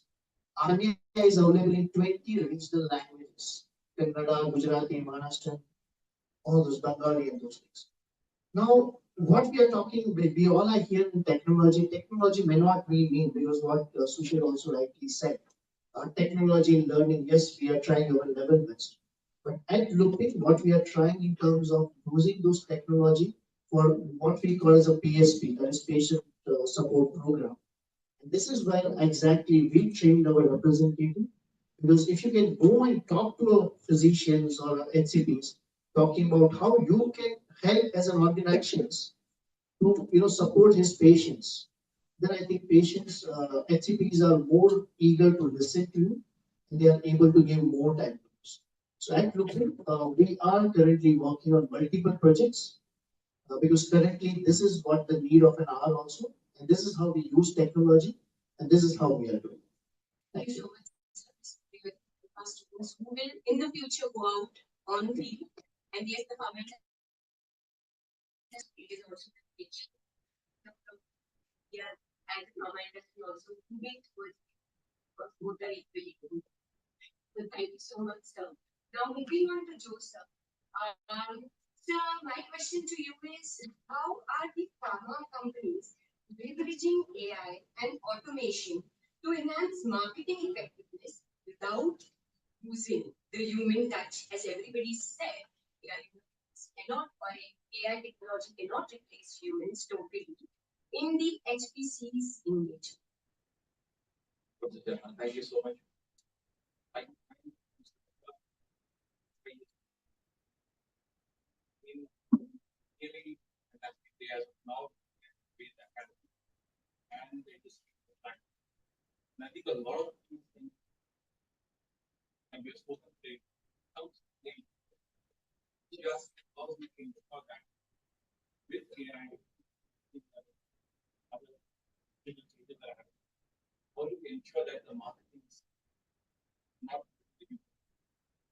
I'm not talking about aspects of how to get that change from that. But it is assuming that we're talking about marketing, which is where I think most of it is bad, right? You get into the wrong marketing. And we are talking about I think all are very familiar with that for now 3 decades. Have you heard the term or as a book out of time? Volatile, uncertain, complex, ambiguous word. I think what I would like to do is put this word and find a new word. I think the world that we're living is a little bit different. You created this word, and I think the word that we should start with not it's very negative. It should be a fluid. What does fluid mean? I think it's a fast-paced word. Right? But it's also a link. Almost a link in some way. It's also unbonded. And I'm saying unbonded is like blockchains. Each one of them are complete ourselves. And each unit in different ways. Somehow has got everything that we needed. Self alive. The I for innovation, interview everything. And you see that as well. Everyone is you bring some creativity, you want to stand out. Mr. India had mentioned something money. And I need to know if I see people here, I'll forget it. But what is it that you said or made me feel like that? So I think people are engineers in different ways. And the thing we heard that word might be a little bit negative. Destructions or disruptions, right? Are there technology? So I think we're in a world where things are happening. Right? And I think I would want use this particular phrase and look at it in a very positive way. It's got application to different ways, like what we heard. There is application of these technologies that they're bringing. And I think the current discovery phase will come that. But coming back to the question, humanizing market. And I think I would like to go back to another term on something, I think it's point number 5, what 4 P's of marketing. But I would want to stress on that. I think there's a real role for the 4 P's of marketing. And we can look at humanizing marketing to that 4 P's. Mr. Chauhan brought that out also very well. What should be the first P that we can start? People, 4 P's typically, product place price promotion, become 8 and more than but I think let's go in the classic 4 plus 4. Right? So if we have to look at one, I think I would just if we talk about marketing, let's look at promotion. I think if you look at promotion here, and this is where the most important asset that we have. Again, Mr. Kunte made fantastic slide. A lot of digital channels. I think we listed out 34 different digital channels. But slide before that was one. All about the rep. Right. So I think actually, right, Mr. Barcode mentioned that as well. Our reps and the sales force who put the message that you all create in marketing out to the doctors. Right. Or you might not be able to talk about a program, product, immediate program, Amrahi, and others. So if you have to talk about a promotional piece, right, the question is how do you know you're in control? Right. So again, I think we heard about technologies, Indian pharmaceuticals really transform things in dermatology from a number 4 company, and what is it that stuck to the mind? They brought in technology, right? So today, most of our reps, right, have got iPads, right? They're not using the old LPS and regulates, and everything that they do is captured. There are companies like Sales. I hope you have heard the CRM policy. In the pharmaceutical world, we all know of Viva. Right? They have created their own, engines and pods. Right? So Einstein is the one that and Viva uses something called as and for organizations like in the pharmaceutical world, we like to keep our data provided. You have our own PTMS, like the Christian one might be their own internal PTMS. But to use all this large amount of data and interaction that reps have to bring out what we call the next best action. Again, I go back to the good old days. I've spent 30 years in the pharma. Girish, work with Mr. Chauhan. I heard a lot about Mr. Kunte. And you would always have a star performer in the field. 20% of them, right, are actually bringing 80% of the field. And if we get deeper into them, these guys had exceptional customer contact. They were not 25-second calls. They were spending maybe minutes and minutes in the doctor's clinic.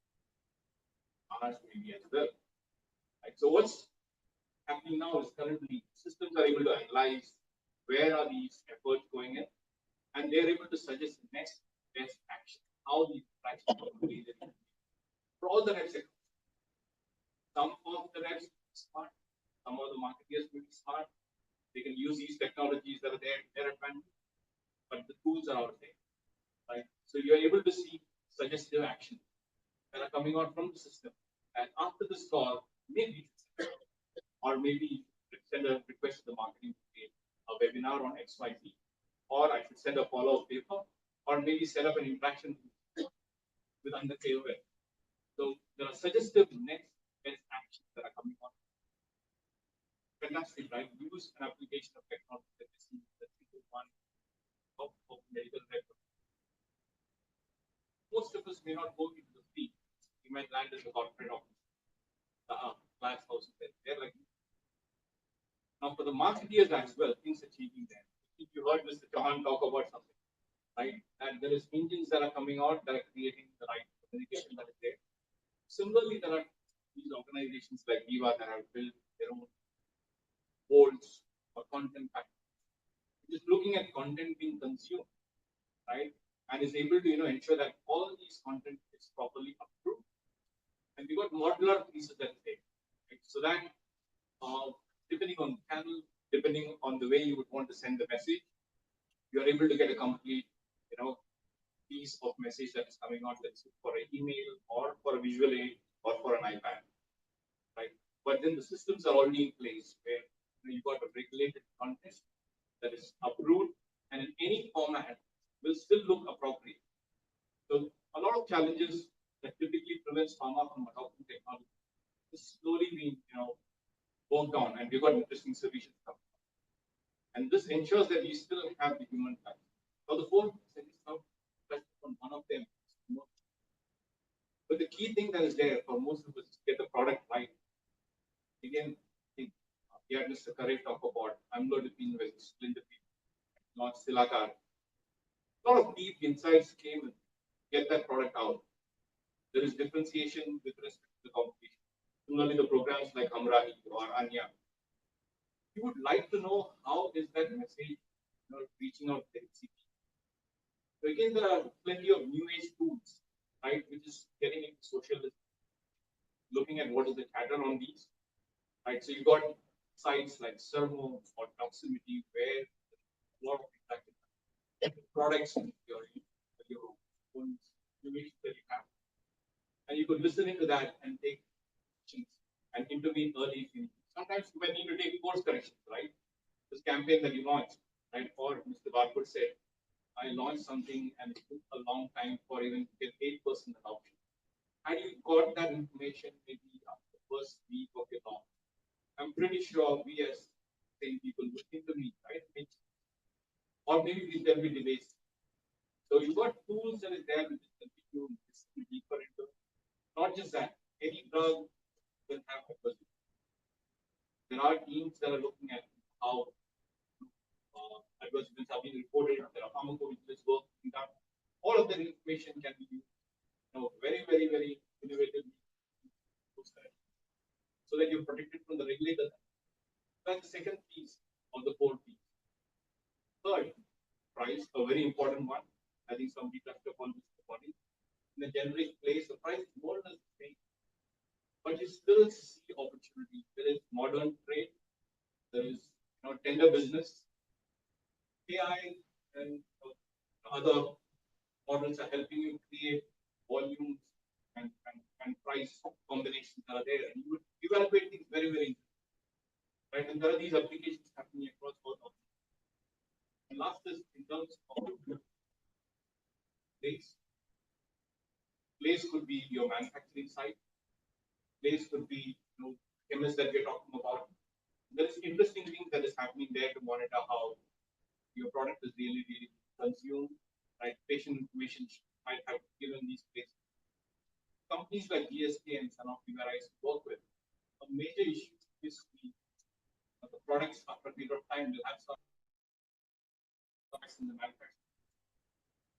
So they started creating what is called a full pen. They're able to create models in which the entire manufacturing process is being looked into and see if there is going to be any wear and tear. They could avoid any of these wrong excipients getting missed out and ensure that with the right place they're able to make those. So I think we're seeing a lot of interesting ways in which AI is being applied to ensure that we got the right product out there and people who are there in functions are looking at ensuring that staying in touch with the people and the patient outcomes are fully, I think that's how I would like to summarize the hope, the interesting application of the new age future and The new age marketing tools that are there and large language models. Thank you. Thank you so much, sir. Definitely, if you do it, if you want really means. So thank you. And definitely, Kunde sir spoke about the power of communication. You have actually elaborated it using AI and technology. How do we actually in the real world find solutions, marketing solutions to make it better? Thank you so much, sir. Now, moving to Shrikant's question to you, sir, is that what new technologies or platforms have made the biggest impact on employee engagement? That's the first part. Second part, sir, as an training. Today we are talking about Gen Z, training them on technology. Do you see creativity? Slowly going out and technology replacing it. So, what are your views on this? So first of all, thank you very much for having me here. It's from the LPC and SIES. This is a little out of syllabus question for me. I am from the HR domain. Currently, the challenge what we have, everybody said that all of them want to join Padma. So welcome. The only thing is Padma, especially I am from the HR. Okay, I cannot be always holiday and recreation mode. No, really, I have to talk aspects. every organization, all the commercial leaders who are sitting here, they would agree with me. We have at least 20 to 30% of the roles are vacant in field sales, field sales. The ones who said that no, we are interested in getting into pharma, okay, how many of you are ready to get into field sales? It's an inconvenient truth there. No, truly, it's please, friends, please note, ma'am, I'm sorry, I'm just digressing, but my organization is we are into sales and distribution of pharmaceutical products, and we sell a product called Prosin, we sell product called Otrivin, we sell product called Iodex, Calcium, Picozoles, all these products, and my strength that no, last month and yesterday we have paid the salary to 2,035 people. Out of 2,035 people, 1,932 people are in sales. So that's where the opportunity is. Friends, all the people who are sitting here, they have grown to these levels from field only. Okay. And I'm sorry, I'm speaking little inconvenient truth. The thing is, the people who have not been here, they missed an opportunity to listen to industry, who and who of the industry. Around 500 to 600 years of pharmacy experience in sales and marketing, field sales and marketing, L&D and other things. They all have come and spoken, and we have only few people attending the conference. Please go and tell this to your friends that who have missed it, you have really missed an opportunity to interact. I mean, the other thing what happens is that many people loiter around. Yes. So I understand that this is the job of a medical rep is like that one. Nobody would like to go and become a medical representative, or no one would like to go and attend the class. Maybe attractiveness is a challenge. Okay. Industry is putting its best effort to make it attractive by providing all the tools which our colleagues have spoken about. AI and other things, they are very much there, even in sales also. If you are going and meeting a healthcare professional, you are using a lot of AI tools highlighted. It is not that, no, please don't think that, अरे वो sales में है, घिसना पड़ता है, तो घिसना ही है. Otherwise, if you straight away get into an AC room का power एक बार switch off हो जाता है ना, you cannot sit in the AC room. And most of the offices are run on DG set only. So really, my friends, and please be part of the revenue function. Whenever, again, I'm from HR, if I have to reduce the headcount, that's my task. That's my task. I have to save costs. Okay, then what do? I look at the people who are sitting in the office, not in the field.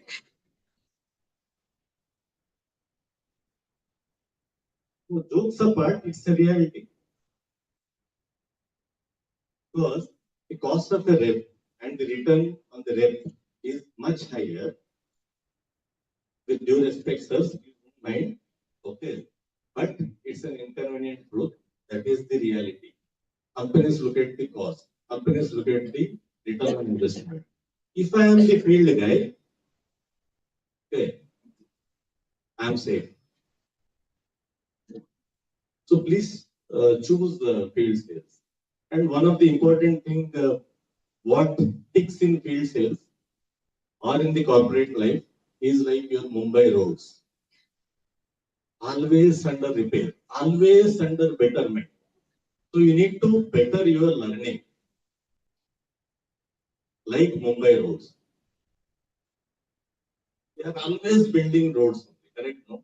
So we have to always learn, always learn. as long as Mumbai roads become better. And if you have that, then I'm sure all my colleagues who are sitting here, the commercial leaders, they would welcome you to the field stage. Only thing is, my challenge is that everybody wants to become a product manager. You ask that question. The thing is, how does the product get sold? Unless you know it, it will not happen. But anyway, thank you very much. And everybody is looking at the watch. I know that, okay, this can go on and on. Please welcome to sales for your own good. जो दिखता है वो बिकता है और जो बेचता है वो बचता है. Okay, thank you. Thank you.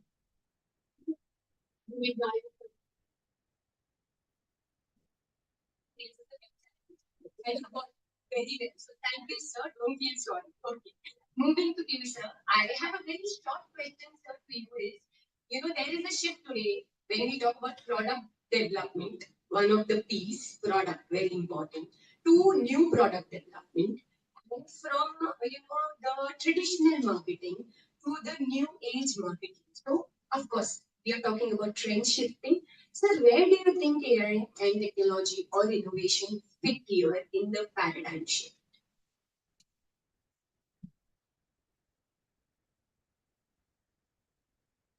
Hello. Yeah. So thank you very much once again, Jaswanjeet and management of SIAS and the esteemed panel which have spoken on a lot of the important pointers. First of all, let me tell you, let me try to put it across in the Hindi language that you should not be feeling FOMO that AI is bored. So FOMO means fear of missing out, and what it means, it is not qualified. So I'm coming to the product development, the current versus the next part. So none of us like to have artificial chapatis or rice. Then why do we use intelligence? But it needs to be used. Why? Because see, whatever we do right now, we depend on the experience and the data that we have in our mind. We churn those data, we get some insights, and then we call it experience, and then we do futuristic things. Now, innovation in terms of AI is helping us out to churn those data out in a simple and faster. That's all. But ultimately, it is the human being which has to decide whether to use that particular data for the future use. So that is how I see the artificial intelligence and the innovation. Now, next part is that product innovation.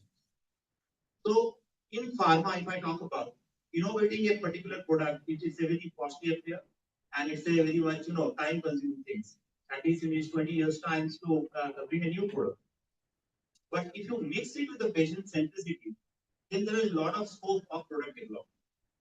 And how do you get into that as a marketer? You need to understand the doctors first. That what is the problem of a particular doctor?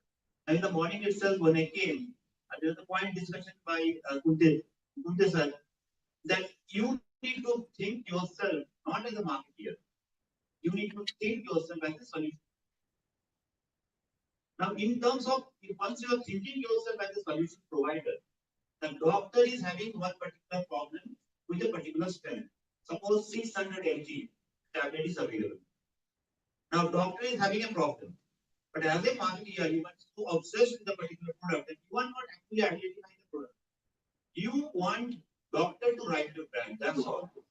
But once you shift your mind that what is the problem of the particular doctor, for that what you need to understand how a doctor thinks. Now, is AI or any kind of artificial intelligence or any kind of software, any kind of data is going to tell me the particular thinking pattern of a doctor? If I can able to break it, then I'll be understanding that that particular doctor's need is not 600 mg. Maybe it is there, but it is more of a 400 mg. So right now you see a lot of phenomena, this trend or that trend, from where it has come out. It has come out from this experience only. So that is point number one. The second part is that, in terms of artificial intelligence innovation in the marketing part, if I talk about, see what we are fighting for. We are fighting for time. Time of who's not a doctor, a human being. And how much time we have? We have 4 minutes in 30 days. 4 minutes in 30 days. Normally, in pharma industry, as sir mentioned rightly, we get 2 minutes time. Double visit. You visit 2 times a doctor. Your MR visits 2 times a doctor. How much time you get? 4 minutes in 30 days. Now you have to think as a marketer how you are going to use technology, which is going to tell you how to use that 4 minutes in a most productive way. Now in that 4 minutes, you have an option. You can tell, sir, I have this, I have that, I have this and that product and everything. Or can you create ecosystem that before you land up to the doctor's chamber, your innovation and technologies actually have informed the doctor that you have this particular brand, you have this particular services. Now doctors are there physically to solve any kind of queries if you have. So that is the bridge in between technology and the human being very much presence in the doctor's chamber. And once those interactions happen, once you understand the problem of a particular doctor, then I guess those feedbacks will help you to see through and what kind of products you need to design. So that is what my take is all about. Thank you so much, sir. Indeed, it has been a very wonderful session. We can go with question answers, or is the time? Yes, if anybody has. Yes, sir, please. Yes, Mike. So we'll go with only 2 questions because of the time constraint. Good afternoon. My name is Dr. Amit. I represent UNS India, HR in UNS. However, I have worked in different roles, including in social service. We have worked. So the most fundamental question is today, since morning, we are talking about Gen Z and everything. However, when it comes about engaging and attracting a talent pool for a pharma, still pharma is in the very primitive state. Even in pharma corporate offices, nobody can go on the Monday by wearing a t-shirt. That's the fundamental question number one. Second is how the leaders, as all of you are saying, because I represent a middle manager, me, Satishji, all of us are middle managers. We are sandwich people. So as a decision of the newer talent to be hunted for the new pharma roles, we have to really think about how to engage these people to land up into our offices, because if we talk about IT companies, they still can go by wearing a casuals on Monday, but in pharma we still can't. In our cycle meetings, they still happen by wearing a ties and suits. So that's the fundamental question number one. Second is, although the technology and everything is there, the technology has a disadvantage. Before joining Juventus, I worked with a company which was a third number in the Indian pharma market. So although you say on the system, on the 5G app or anything, you see that in visit time is 4 minutes because of your students to patient support programs. But the real time is the person goes in the chamber as a geotagging or whatever is enabled. Before entering chamber, he swipes out his visually. And in the chamber, actually, his intake time is 30 seconds. So what actually people need to do here is, although the technology is there, the legwork which the people have to do cannot be sufficient. And particularly when, let's say, if I start hunting from the HR perspective, the Swiggy pays 22,000 rupees for 8 hours job just for delivery. He doesn't have to communicate anything. And as a pharma company, I pay only 13 to 15,000 for a medical rep who is just joining me. So as a leaders, I want the answers from you that how we are going to tackle this elephant in the room, you can say. Yeah. So we were talking about the from culture change. See, this particular session, Vikas sir talked about that pharma is a media side, particular section. So once I talk about the pharma, as we are not exposing ourselves, so the culture of the pharma is very traditional, and there are a lot of resistance internally we have to change it, starting from using t-shirts, starting from using a lot of other stuff. But the first question is that do we really need to change just to match the trend, or it is required? So if it is a particular person is not wearing tie, wearing t-shirts improves the productivity and his or her contribution into some kind of strategic meeting or operational meeting, definitely the answer has to be yes. And there I see a lot of offsites are happening in pharma. There I see a lot of L&D, the immersive and the learning experiences have been totally changed. A lot of visual, virtual realities have been used in L&Ds. So the traditions are getting changed. The second, I think a biggest hurdle is that what Dr. Girish was asking, how many people are interested to join pharma? Now, if you go to any MBA colleges and ask the top end talents, would you like to call yourself medical rep? People take it as a slang. No, I don't want to. I'm not a medical rep. I'm a strategist. I'm a product manager. Then from where we are getting the talents? The very much talent who are available at the villages, who are BCom, BAs, BScs, those talents we are getting. Now we need to understand they are not razor sharp. Their mental ability is not that evolved. It is just like Indian Army. They are getting recruited, they are into high discipline, and then they are getting productive. It is not sort of McKinsey things that will be allowing them to have a coffee in the hand and they'll be much productive. We need to understand that. So once the trend changes, that the recruitment or in pharma sales happens from the top end colleges, the young talents are interested to join pharma. I feel that shifting will be much easier for each and every one of us. Yeah. Sorry, we won't be taking more questions. And sorry. Just 30 seconds. The answer of this question lies in the quantum physics. And quantum physics says that every atom in this world want to reveal the least energies. Correct? And those atoms who cannot do it, they're always in the heat and the pressure. Thank you so much. It has been indeed a very good session. I mean, the length of the session, time taken, I have learned a lot, and I'm sure everybody has a takeaway. So thank you once again to the respective panelists to share knowledge and wisdom with our students and all of us. So thank you once again.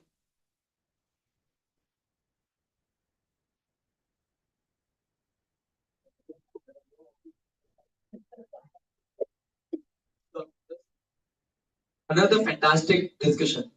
Thank you to our speakers for shedding light on marketing and training innovation in pharmaceutical industry. I would request Mr. Arun Kumar, President of India Business at IndiKemi Health Specialities, as well as Dr. Chitra Ramanan ma'am, to come and felicitate our beloved panelist.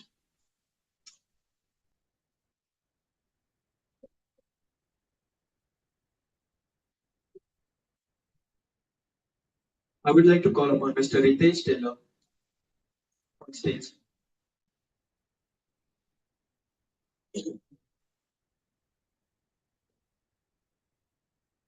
Can we have a huge round of applause?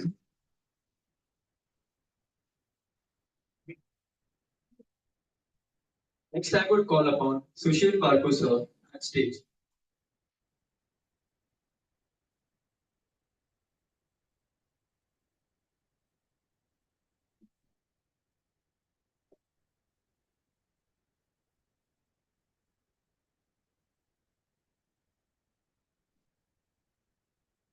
I would like to call upon Sushil Parko sir on stage.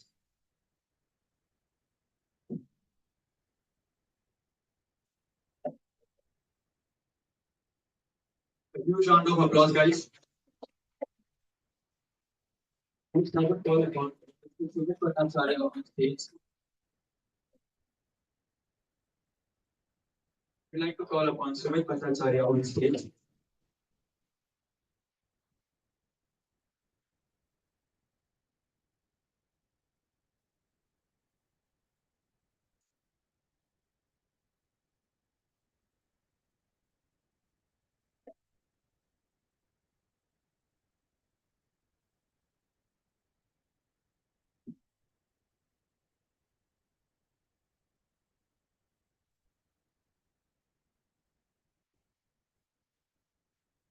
Next, I would like to call upon Dr. Shrikant on stage.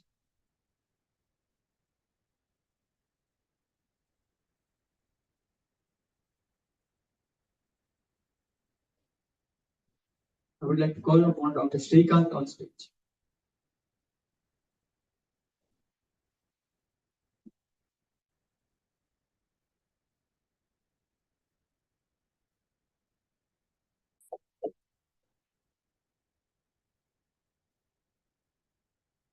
I would request Mr. Joe Thomas to come on stage.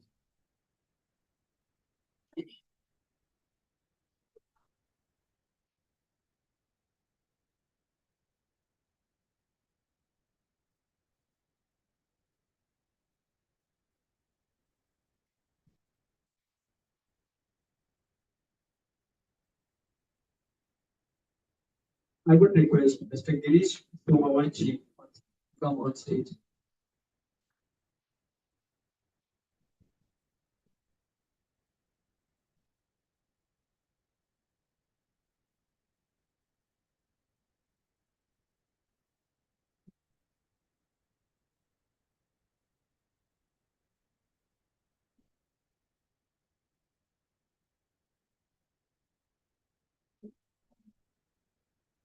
I would request Mr. Piju to come on stage.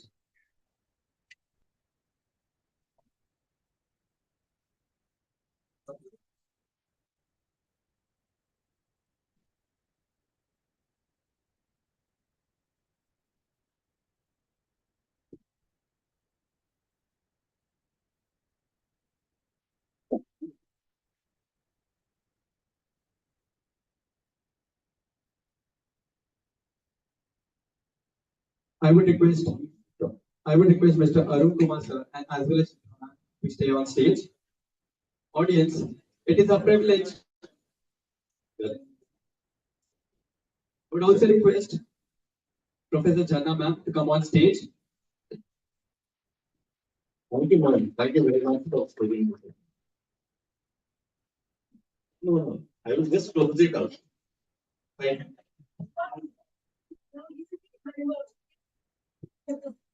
No, I will close it out. I think it will take time. A huge round of applause, guys.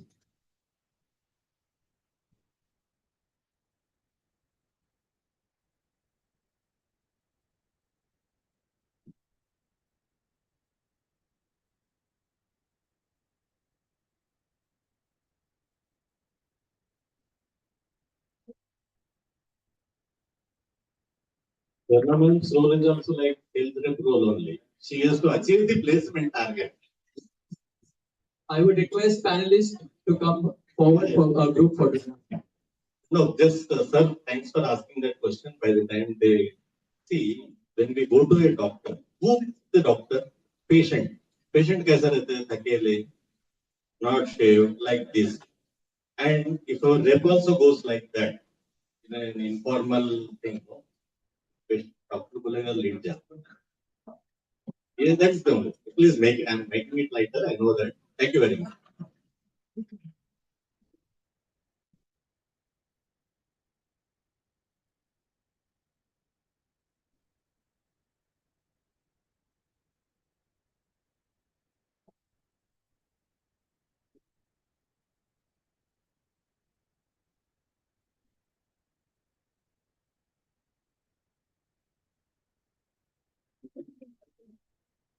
I would request Mr. Arun Kumar sir and Chitra ma'am to stay on stage.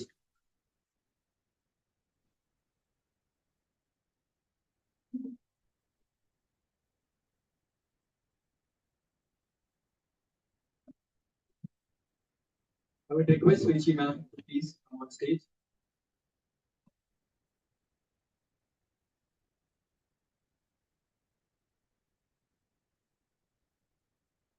Audience, it is a privilege to welcome a distinguished leader in pharmaceutical industry, Mr. Arun Kumar sir, President of India Business and NDKV Health Specialities. With an incredible journey spanning 4 decades, Mr. Kumar has played a pivotal role in shaping the industry, having contributed significantly to Cipla and NDKV Health. Under his leadership, NDKV has witnessed remarkable growth, achieving new heights in profitability and performance excellence. Beyond business success, He has also mentored and nurtured future leaders, leaving a lasting impact on industry. Sir, it is an honor to have you with us today. Let's give a huge round of applause for them. Now I request Dr. Uchimita ma'am and Dr. Chitra ma'am to felicitate Sir for his remarkable contribution in the journey.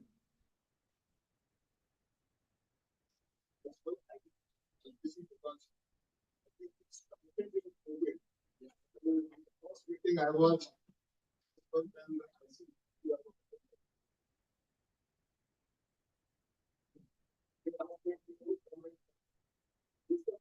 The first time I was in multiple today, all things are moved on.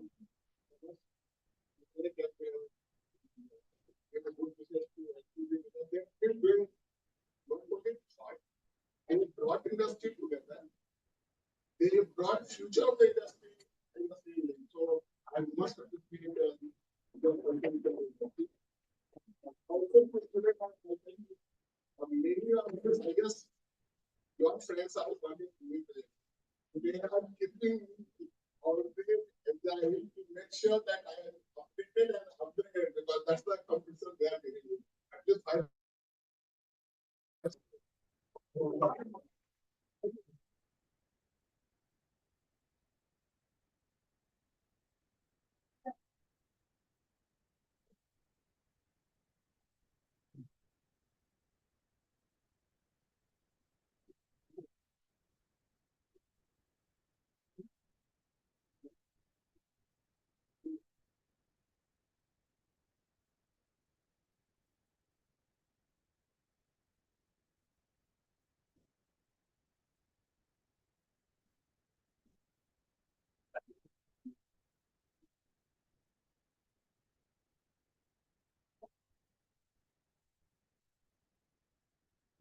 Now, we have a series of special guest sessions featuring our esteemed channel partners. Please welcome Mr. Sagar Tadnani from Luama and Raman Chabra.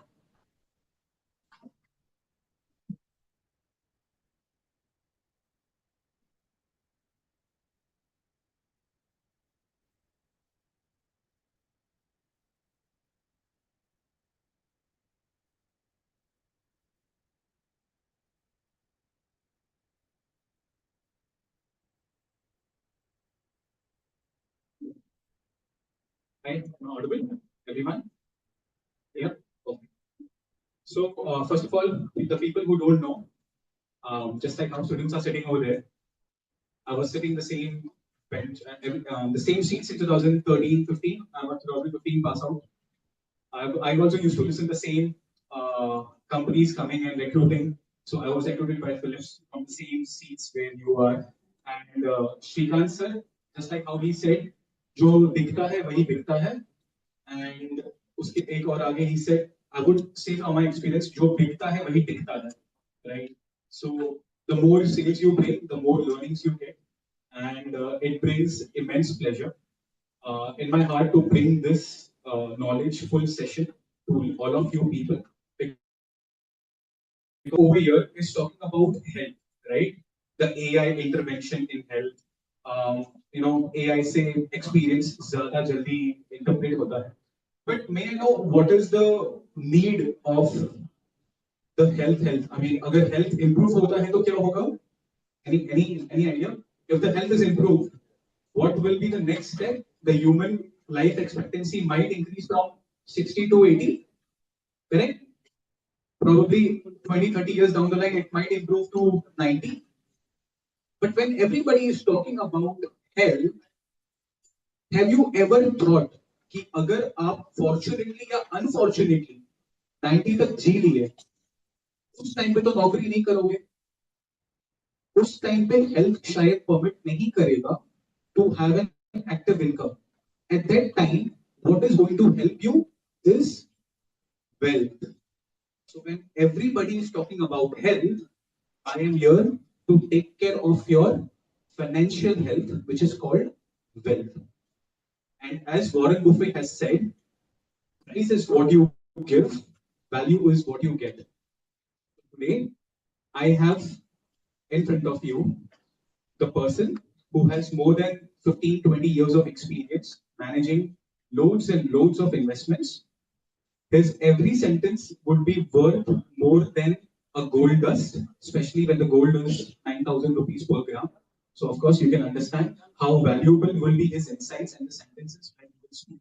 He's basically a VP of Novama Wealth, and I have learned a lot under him because I keep on doing these sessions, and he's the only person whom I keep on bothering even on weekends. And I really salute him for the commitment for keep coming over here. So without making much ado, I request Raman sir, please take on the stage. Thank you very much.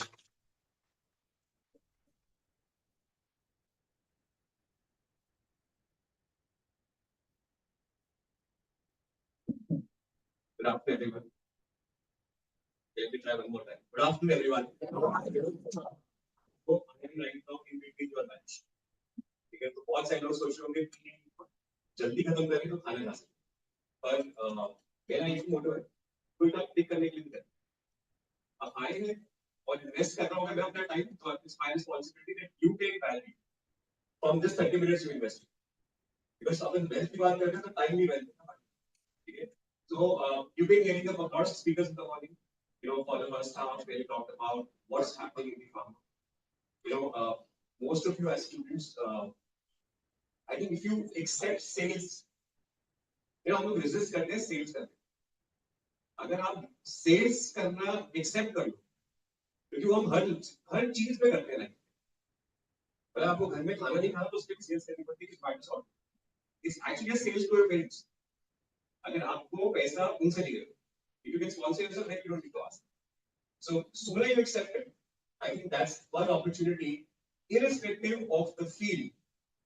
you can grow in any field okay I was listening to the speaker and I'm going to say so I think that's one thing to start with that's an important part of it sooner you accept whether it is and say for ground sales जब आप ground sales के ऊपर आते हो ना then when you are in the office as a manager managing teams at that point of time when the problem comes to you because you've done ground sales you'll be able to find better solutions because sitting in the office don't get solutions you have to be on the ground to understand the problems of the ground to find the solutions there. Okay I'll begin with that so my name is Raman Chandra I work with Novama Wealth it's my 10th year with Novama and over about 25 years in the industry how many of you actually know or think about how to invest or you invest already you ask that question how many of you actually invest because I if you invest somewhere I can invest okay very good how many of you don't invest at all okay good how many of you don't think about it ye kya hota or somebody in the family thing okay so what I want is take at least one thing back in this 30 minutes of your time so that you can see because it's a very important element तो आप pharma में हो pharma में cases बढ़ने का सबसे बड़ा reason wealth ना होना होता है फाइनेंशियल स्ट्रगल्स रहेगा it can lead to a lot of emotional struggles can lead to a lot of problems as well in life so it's important for each one of you and I include women as well sometimes in our country it's considered it's a male dominated conversation I think women are equally responsible to be independent in knowing and making their financial decisions. We actually run a project called You Win the Project in our organization where we educate women. Because we believe financial independence for them allows them to take those decisions responsibly and independent. Okay? So, with all these people in hand, for how long have invest कर सकते हैं?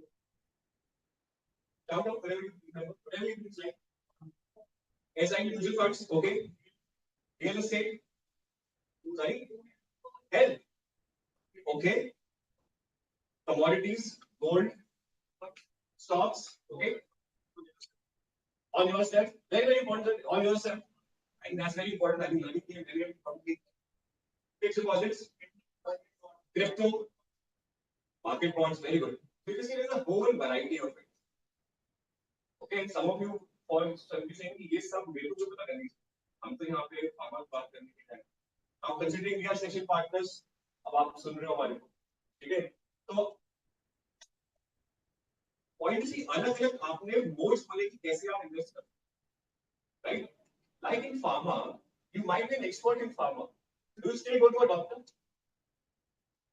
Yes. Why? You probably might have studied pharma all your life. You understand salts better, the combinations better, but still you would go to a doctor. Why? Diagnosis. And right diagnosis is equally important. It's the most important part of it. Because this is how your skills. Similar way for your wealth also. You can do it yourself. You can listen to your friends and do it.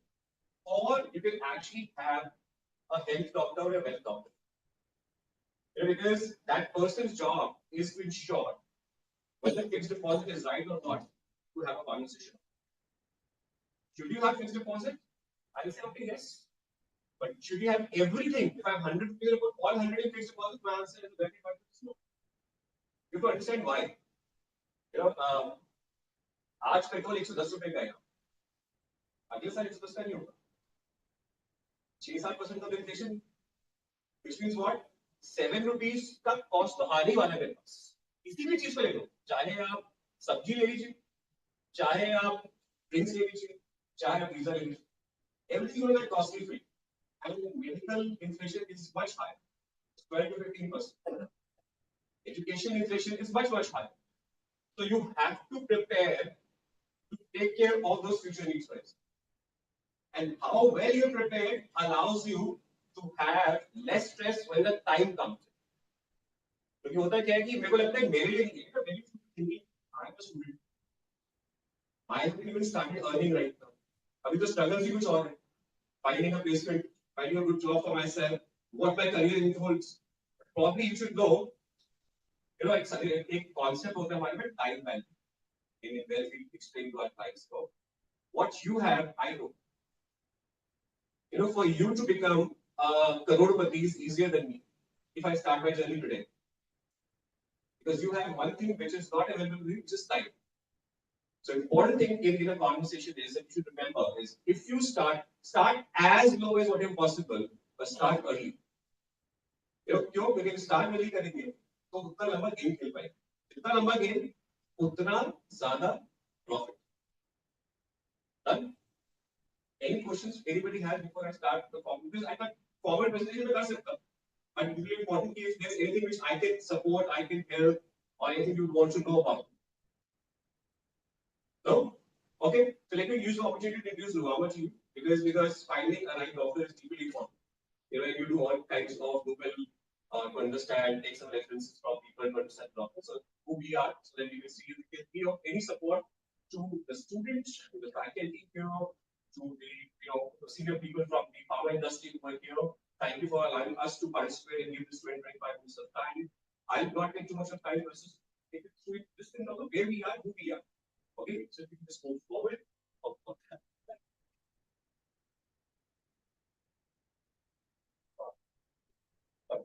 So if you look at Nuama, how many of you know Edelweiss? Have you heard the name Edelweiss? Edelweiss? Okay. So we were Edelweiss before. About 2 years back, we changed our name to Nuama because there was a buyout which happened. There is a new investor who came into the company. Edelweiss has 40 different businesses. The wealth management business got separate and became a separate entity now. We call Nuama. We have three important pillars of our business. I am from the wealth management business. We also have the asset management as well as the capital market business. So some of you tomorrow might be founders, might be using on setting up your own businesses, or could be founders in the room. We have a capital market business which supports you. From a wealth management business where I have investors' money invested in a lot of IPOs and in a lot of startups as well. So depending upon where we are, we can support at that perspective. We manage about 1.2 million clients we service right now. We have, if you look at it, PHG is the company which came in and bought 56% of the ownership in the enterprise wealth management. That's where we came to Nuama. The word Nuama says new way to prosperity of your wealth. That's new and Nuama. Nuama is a Japanese word which is there. Just to believe into the team, this is some of the names if you ever get to see channels which supports the part. You'll see Rahul, which is there. Rahul Jain is my CEO. Ashish is the overall head of Edelweiss. You saw Nuama, which is there. And then we have Nishant, and Gaurav. Some names you probably see them in the and this is my team, which is probably represents the Sagar. It represents one group where Sagar reports to Sashi Pari. So Sagar is going to be outside. You might, and normally in this financial conversation, we connected with conversations in public domain. So if you would like to speak in one, Sagar is outside, Ganesh is outside from my team. You can meet them and they can support you. When you say wealth creation offering, and point is very important. हो सकता है भूख लग रही है अभी, अब खाना भी होगा बाहर और आई एम श्योर खाना बहुत टेस्टी होगा, बट हो सकता है आप में से कुछ लोग उनको आज ना वो खाना खाने का मन होता है ना कि मेरे को आज साउथ इंडियन खाना, नॉर्थ इंडियन अवेलेबल है, मेरे को साउथ इंडियन खाने का मन, तो खाना तो खा लेंगे, पेट भी भर जाएगा लेकिन मन नहीं भरेगा। इसी तरीके से आपकी इन्वेस्टमेंट जर्नी होती है कि आपको प्रोडक्ट के बारे में पता है, किसी ने बोला सिर्फ कर लीजिए तो आपने सिर्फ शुरू कर लिया, बट वो क्या सही प्रोडक्ट पे हो रहा है इंपॉर्टेंट है ना, क्योंकि बस 4000 म्यूचुअल फंड इस समय कंट्री कर 4000 फंड्स 43 एम्स में 4000 फंड्स अवेलेबल, तो मैं कैसे सिलेक्ट करूंगी राइट डॉक्टर कौन है, तो राइट डॉक्टर बताएगा कि चलो इसमें करते हैं, क्यों, बिकॉज उसको ट्रैक करना भी जरूरी है, मॉनिटर करना भी जरूरी है। These are various opportunities where you can invest. Okay, whether it is direct equity, you want to buy stocks of a company, okay, that would be an opportunity. You think my risk appetite, we also look at key because हर बंदे की risk same नहीं होती, किसी का risk ज्यादा होने का capacity होगा तो वो बोलेगा मैं कमोडिटीज करता हूँ या मैं डेरिवेटिव्स करता हूँ या क्रिप्टो करता हूँ, लेकिन सबके लिए वो क्रिप्टो नहीं है। You have to be ready to lose the money and go in crypto. You might make a lot of money as well. That's an opportunity which is there, but it comes with a risk. So you have to balance that out. Then there could be fixed income. Fixed deposit gives you what percent right now? What kind of interest you get on fixed deposits? 7%. But actually 7, look at post-tax. हम 7% gross देखते हैं। आप post-tax देखो ना कितना आता है? Mostly people will be in 20, 25, 30%. अरे 30% निकाल दिए 7% पे, 2% तो गवर्नमेंट लेगी, तो कितना बचा 5%, इन्फ्लेशन है 6%, 7%, which means next month or next year I will have to put 2 rupees from my pocket to buy the same petrol. That's inflation. So it's important to find a product with less risk and allows me to get a 9-10% kind of a product, and that's bonds. And it's a very, very good proposition, little risk, but can have safety as well. Because when you select, and that's where not any and every bond is suitable for everybody. What happens is India is a very price sensitive market and very return oriented market. But you also have to ensure high returns comes with higher risk. अगर आपके लिए वो नहीं work करता तो नहीं खाने का, लाइक मेरे लिए एक्स्ट्रा स्पाइसी फूड वर्क नहीं करता है, जिस दिन खाऊंगा तबीयत खराब होती है। उसी तरीके से there are products which does not work for me as an individual and might work for you. It's personal choice. That's what needs to be created. Then I had the third one, which is the managed portfolio, which is called EMS and AIFs. This is primarily HNI or HNI because EMS starts with 50 lakh rupees and AIFs starts with 1 crore rupees minimum investment. These are specialized, curated, services or so-called categories, which is there. You can look at commercial real estate, you can look at private equity market. Last 10, 12 years, private equity, which used to be only available to institutions, has now become available to Indian investor. I manage that part for Nuvama. So, which includes funding to a lot of startups, through funds. We don't do direct startup because I want somebody who's an expert in that field to find out what's the right thing for me to do. Okay? Because my knowledge will still be limited. I want somebody who's an expert who's doing that day in and day out. So that is something which is available. Insurances. How many of you have insurance? And for your senior member team, how many of you ensure that you have a life insurance with you? Okay, let me ask. How many of you have a term insurance? How many of you don't know what term insurance is? Raise hands. Okay. Term insurance is what? Basically, just to educate. It's that with insurance that in case of my death, okay, the physical loss cannot be replaced by my family. Okay, emotional loss cannot be replaced by my family. But can a financial loss, because I'm the breadwinner of my family, can that be replaced? That's called term insurance, where you pay a little premium, let's say 20,000 rupees a year for a 1 crore premium. That's it, approximately. Okay? Which means what? When I pay this 20,000 rupees per year for 20 years, what it allows me is it allows me to sleep in peace. ताकि अगर मैं कल सुबह नहीं उठा तो मेरी family को जो लॉस होगा मेरे जाने का वो तो है, बट एटलीस्ट नेक्स्ट 5, 6, 7 साल तक फाइनेंशियल लॉस मैंने कवर करके रखा, ताकि बिकॉज 5, 6 साल जब निकल जाते हैं तो लाइफ टेक्स होगा, at least that loss I can safeguard. Okay, now students, you can ask the same question to your parents. Why? Because let's be honest, it's a reality. Who will come, एक time था farmer कहते हैं कि मुझे 40 के बाद ही heart attack आता है. That has changed in the last 17 years. Before 40 as well, you see situations where जहाँ पे ये problems देखी गई हैं. We saw a lot of things in COVID as well. Where not one but both the parents went down. The kids had to be managed by somebody else in the family. So it's important. This is very important part. Don't do investments till the time your risk on insurance is not managed. The second part of the important risk is health insurance. Make sure that your family has a decent health insurance. And decent good means 2-5 lakh is not acceptable today. You are from the farmer. You understand that if you go to a hospital today, if it's a more than 3 days stay, it's costing you more than 5 lakh. If it's in a good hospital. And God forbid, if it's a bigger problem, it needs more coverage. So it's important to cover your risk first. Like for people who don't do investment, students, that's a question to ask back to your parents. Do we have, as a family, have health insurance or not? These were very important elements. ये नहीं है तो कल इसका एक running blind. क्योंकि जब तक चल रहा है तो चल रहा है. लेकिन कल को अगर भगवान न करे कोई situation आई और emergency I, that can lead to a whole lot of stress, which will lead to a lot of problems health wise. You would want to ensure that you're covered from that. I don't want to scare people, but my responsibility here is ensure, it's not that whether you take it from us or take it from whichever place, whichever person you're comfortable with. But please ensure every person sitting in the room, their house has term insurance and has health insurance. वो critical है. और वो 5 लाख नहीं होना चाहिए, कम से कम 20-25 लाख का health insurance होना चाहिए. क्यों? Because family में एक ही जगह दो लोगों को भी तबीयत खराब हो सकती है. All that is basic but important. Okay? I don't know bore you with this, but I personally believe it is the most basic thing which gets missed in the house. पर हमको क्या होता क्या है कि हमको तब समझ आता है जब हमारी तबीयत खराब होती है. तब हेल्थ इंश्योरेंस वाले देते नहीं इंश्योरेंस. टर्म इंश्योरेंस वाले देंगे नहीं इंश्योरेंस. बस उनका रिस्क बढ़ गया ना. अगर उनको पता है कि मेरी तबीयत खराब है तो नहीं देंगे. And last is credit, in case some of you looking for any loans or anything, we also support you from that. What is fixed income mean? Can I say fixed income? Sorry? Perfect. So मेरे क्या return मिलने वाले तो वो decide है. पहले जैसे bank के अंदर आपको बोला कि आपको 7% मिलेगा तो 7% मिलेगा.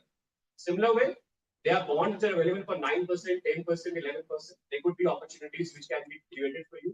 So that way you can look at that as an opportunity. Okay, so that is one opportunity. How many of you actually invest very hard? Equity market में invest करते हैं अगर आप तो जितने के हाथ खड़े हैं देख लीजिएगा. सबका पोर्टफोलियो रेट है सर. क्योंकि पिछले 5 महीने से if you follow the markets, this is the longest stretch in last many years where for 5 consecutive months market is down. Stock market, when I say market is a stock market, which means that all our portfolios are down. So for people who invest, if there was something from some product जहाँ बोले कि market का upside की opportunity है, but I will cover your loss. तो loss होगा तो आपका principal loss नहीं होगा. Would that interest you? There's something like that which is available. It's something called structured product. We've been selling it for the last about 17 years. We've sold about 26,000 crores of structured product in the market. We are one of the leading structured product sellers in the market. So if you would like to know more, Sagar and Ganesh are outside. When you can dive after lunch or catch up after one, speak to them. They'll be able to help you with this. But this could be a great opportunity for people who want to start, but they have fear. Just like we have a product which tells you कि अच्छे काम करते हैं. आप bank में अगर आपको bank में एफडी करते हो तो बोलो बैंक का एफडी का रिटर्न दूंगा मैं आपको. लेकिन अगर मार्केट भागा तो ऊपर का अपसाइड मिलेगा. तो आपको बैंक एफडी में मिलता है क्या? वो नहीं मिलता है. बैंक एफडी ने जितना प्रॉमिस किया उतना ही देगा.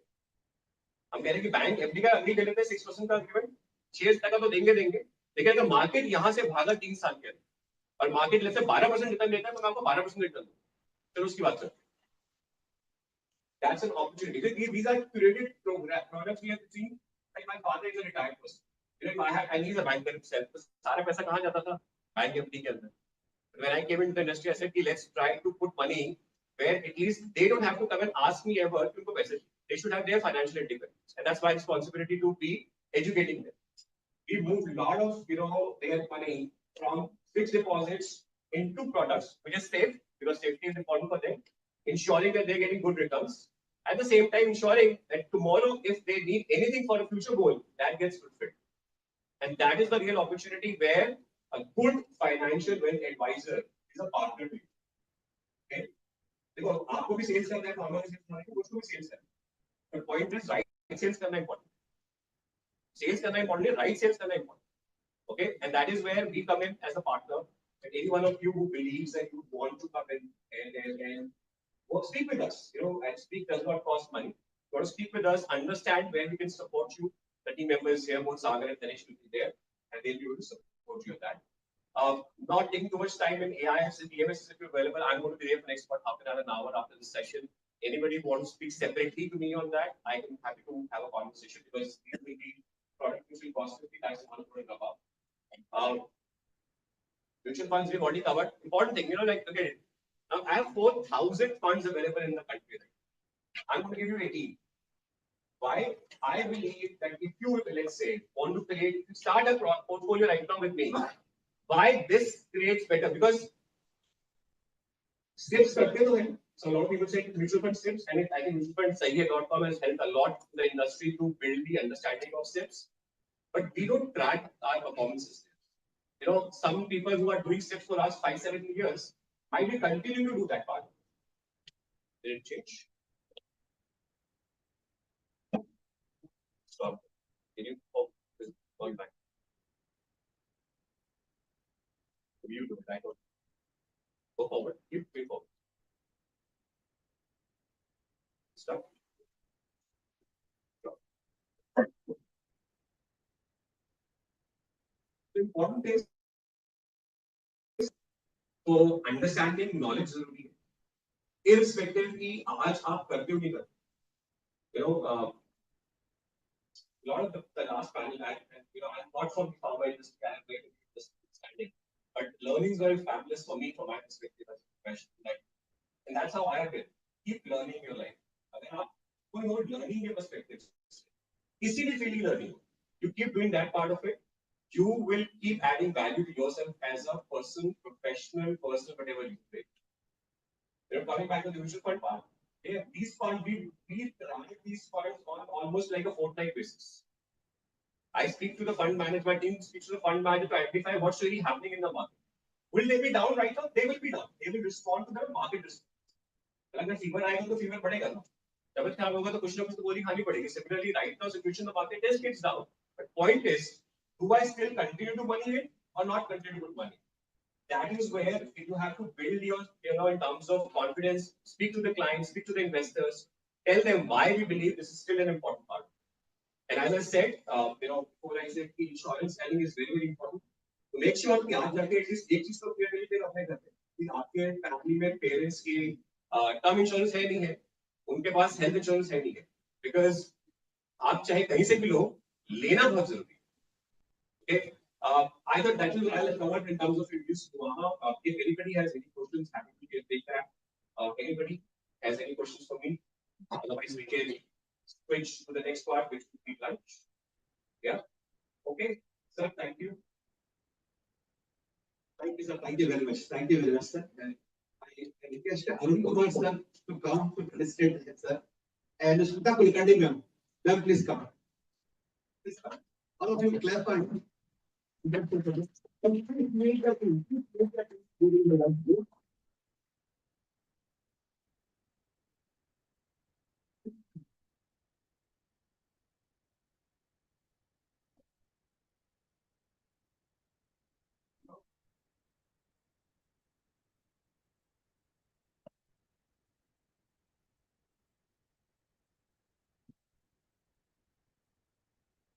thank you very much, sir. Wonderful session on wealth management.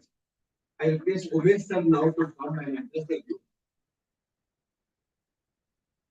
As we are running out of time, Umesh sir will talk about the health ratio for briefly 10 minutes.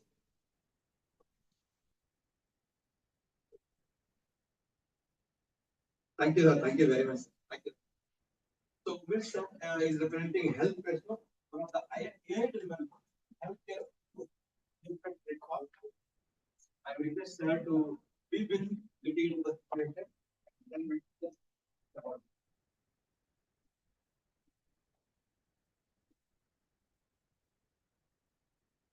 I really appreciate the students who have okay, and if it was I came from right spending half of my career in a company called IQA, IMS. I headed the entire team. Then this venture came. I'm co-founder and this is a very unique platform. I think if you can run yeah. So today's special day, can I identify this person? Very good. Today is his birthday. On social media, on platforms, Facebook. We also want place where your possible game also named as invisible, right? So they build inner invisible and how to. So let's make this particular thing have the day that will transform your career. Well, right? Next slide. So, as I said, guys, this is the team.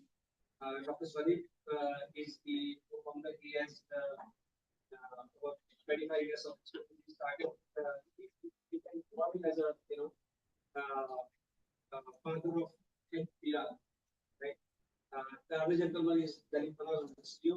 He was managing director for Academy. The other guy is Manish. He is a chief technology officer, and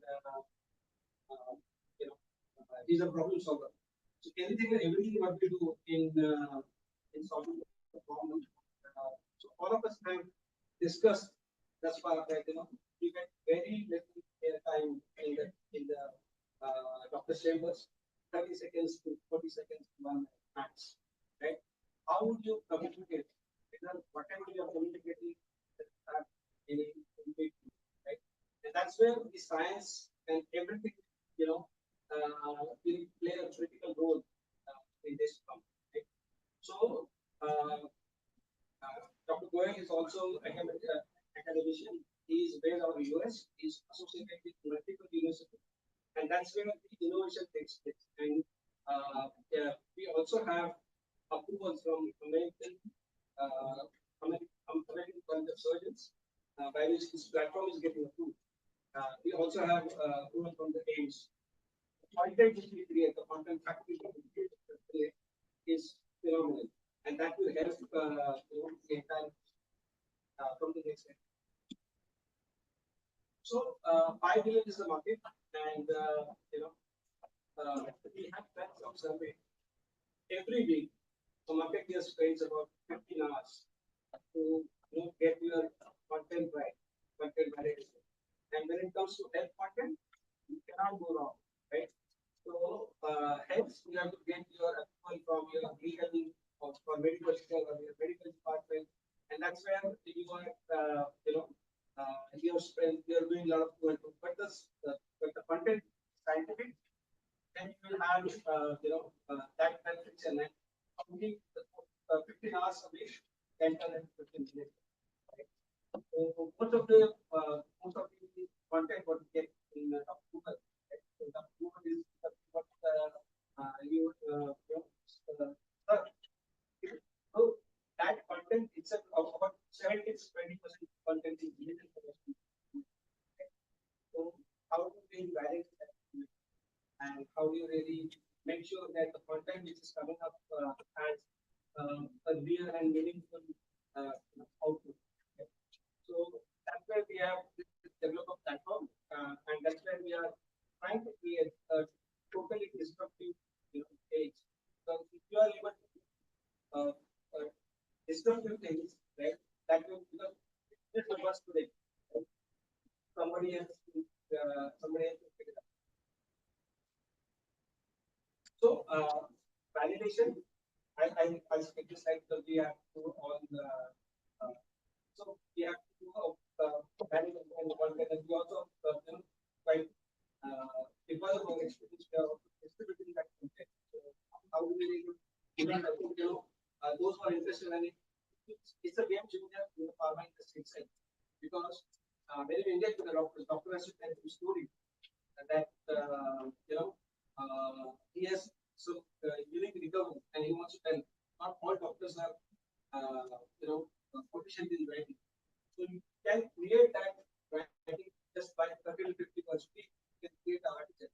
And our platform has trained ourselves in creating blog, articles, and creating multiple other things. Right? So we have created our SOPs, and currently we are having a textual content only, but over a period we will be doing virtual, visuals, visual connect, and high science practice. So, and that's the platform. By end of this year, we will complete all of this, right? And how we create these things, we create high science content, and we distribute again to the entire social media print. That's how we are assisting with that. So I'm not, so it's credible, it's, it's ethical, it's dynamic, all of this, all those criteria. I'm sorry, but, we have had, I've been pushed by, we started in a very short time, and I really appreciate people who have, ensure, because you have to understand, have that fire in your brain, not get it. And I think most of the people in next sector, sales, ownership of sales will help you, reach multiple heights. So I just end by giving my own example. I had an opportunity of working and then most of the people who of the if you are working with your job, right? You're doing a lot of business. What is the one incremental thing, or what is the thing that you are changing the entire ecosystem, and that ecosystem will have your mark? I think you'll have to figure out. If you are putting your 100%, you will leave that mark, and you will be the better. Right? Thank you. Thank you very much for being kind enough. So before we go for the lunch break, I request Jim Patel sir to present it. I will come down and sufficient ma'am. Please come to the lunch. And friends, we are going to have a group photograph right after that, and then lunch break. So lunch will be after a group photograph. I request all of you to come to the center point for a group photograph. Please come, all of you. Please come to the center point for a group photograph.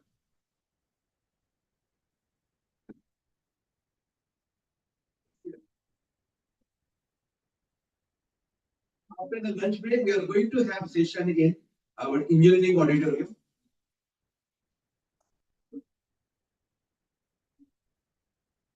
We have 30 minutes of lunch break, then we have a session in GST auditorium. We by photography participants, you have 30 minutes to click your best shot within the campus. The road entry. That's total 45 minutes of your time. So use your time wisely and send your entries.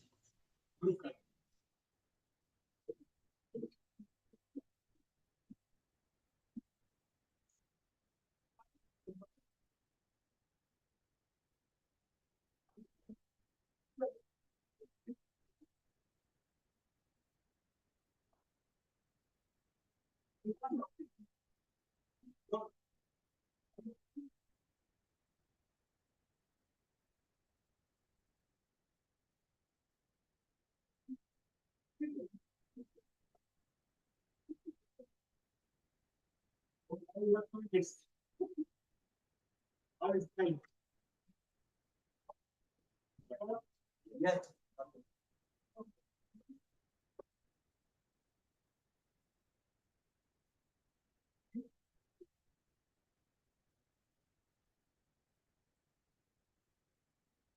Thank you.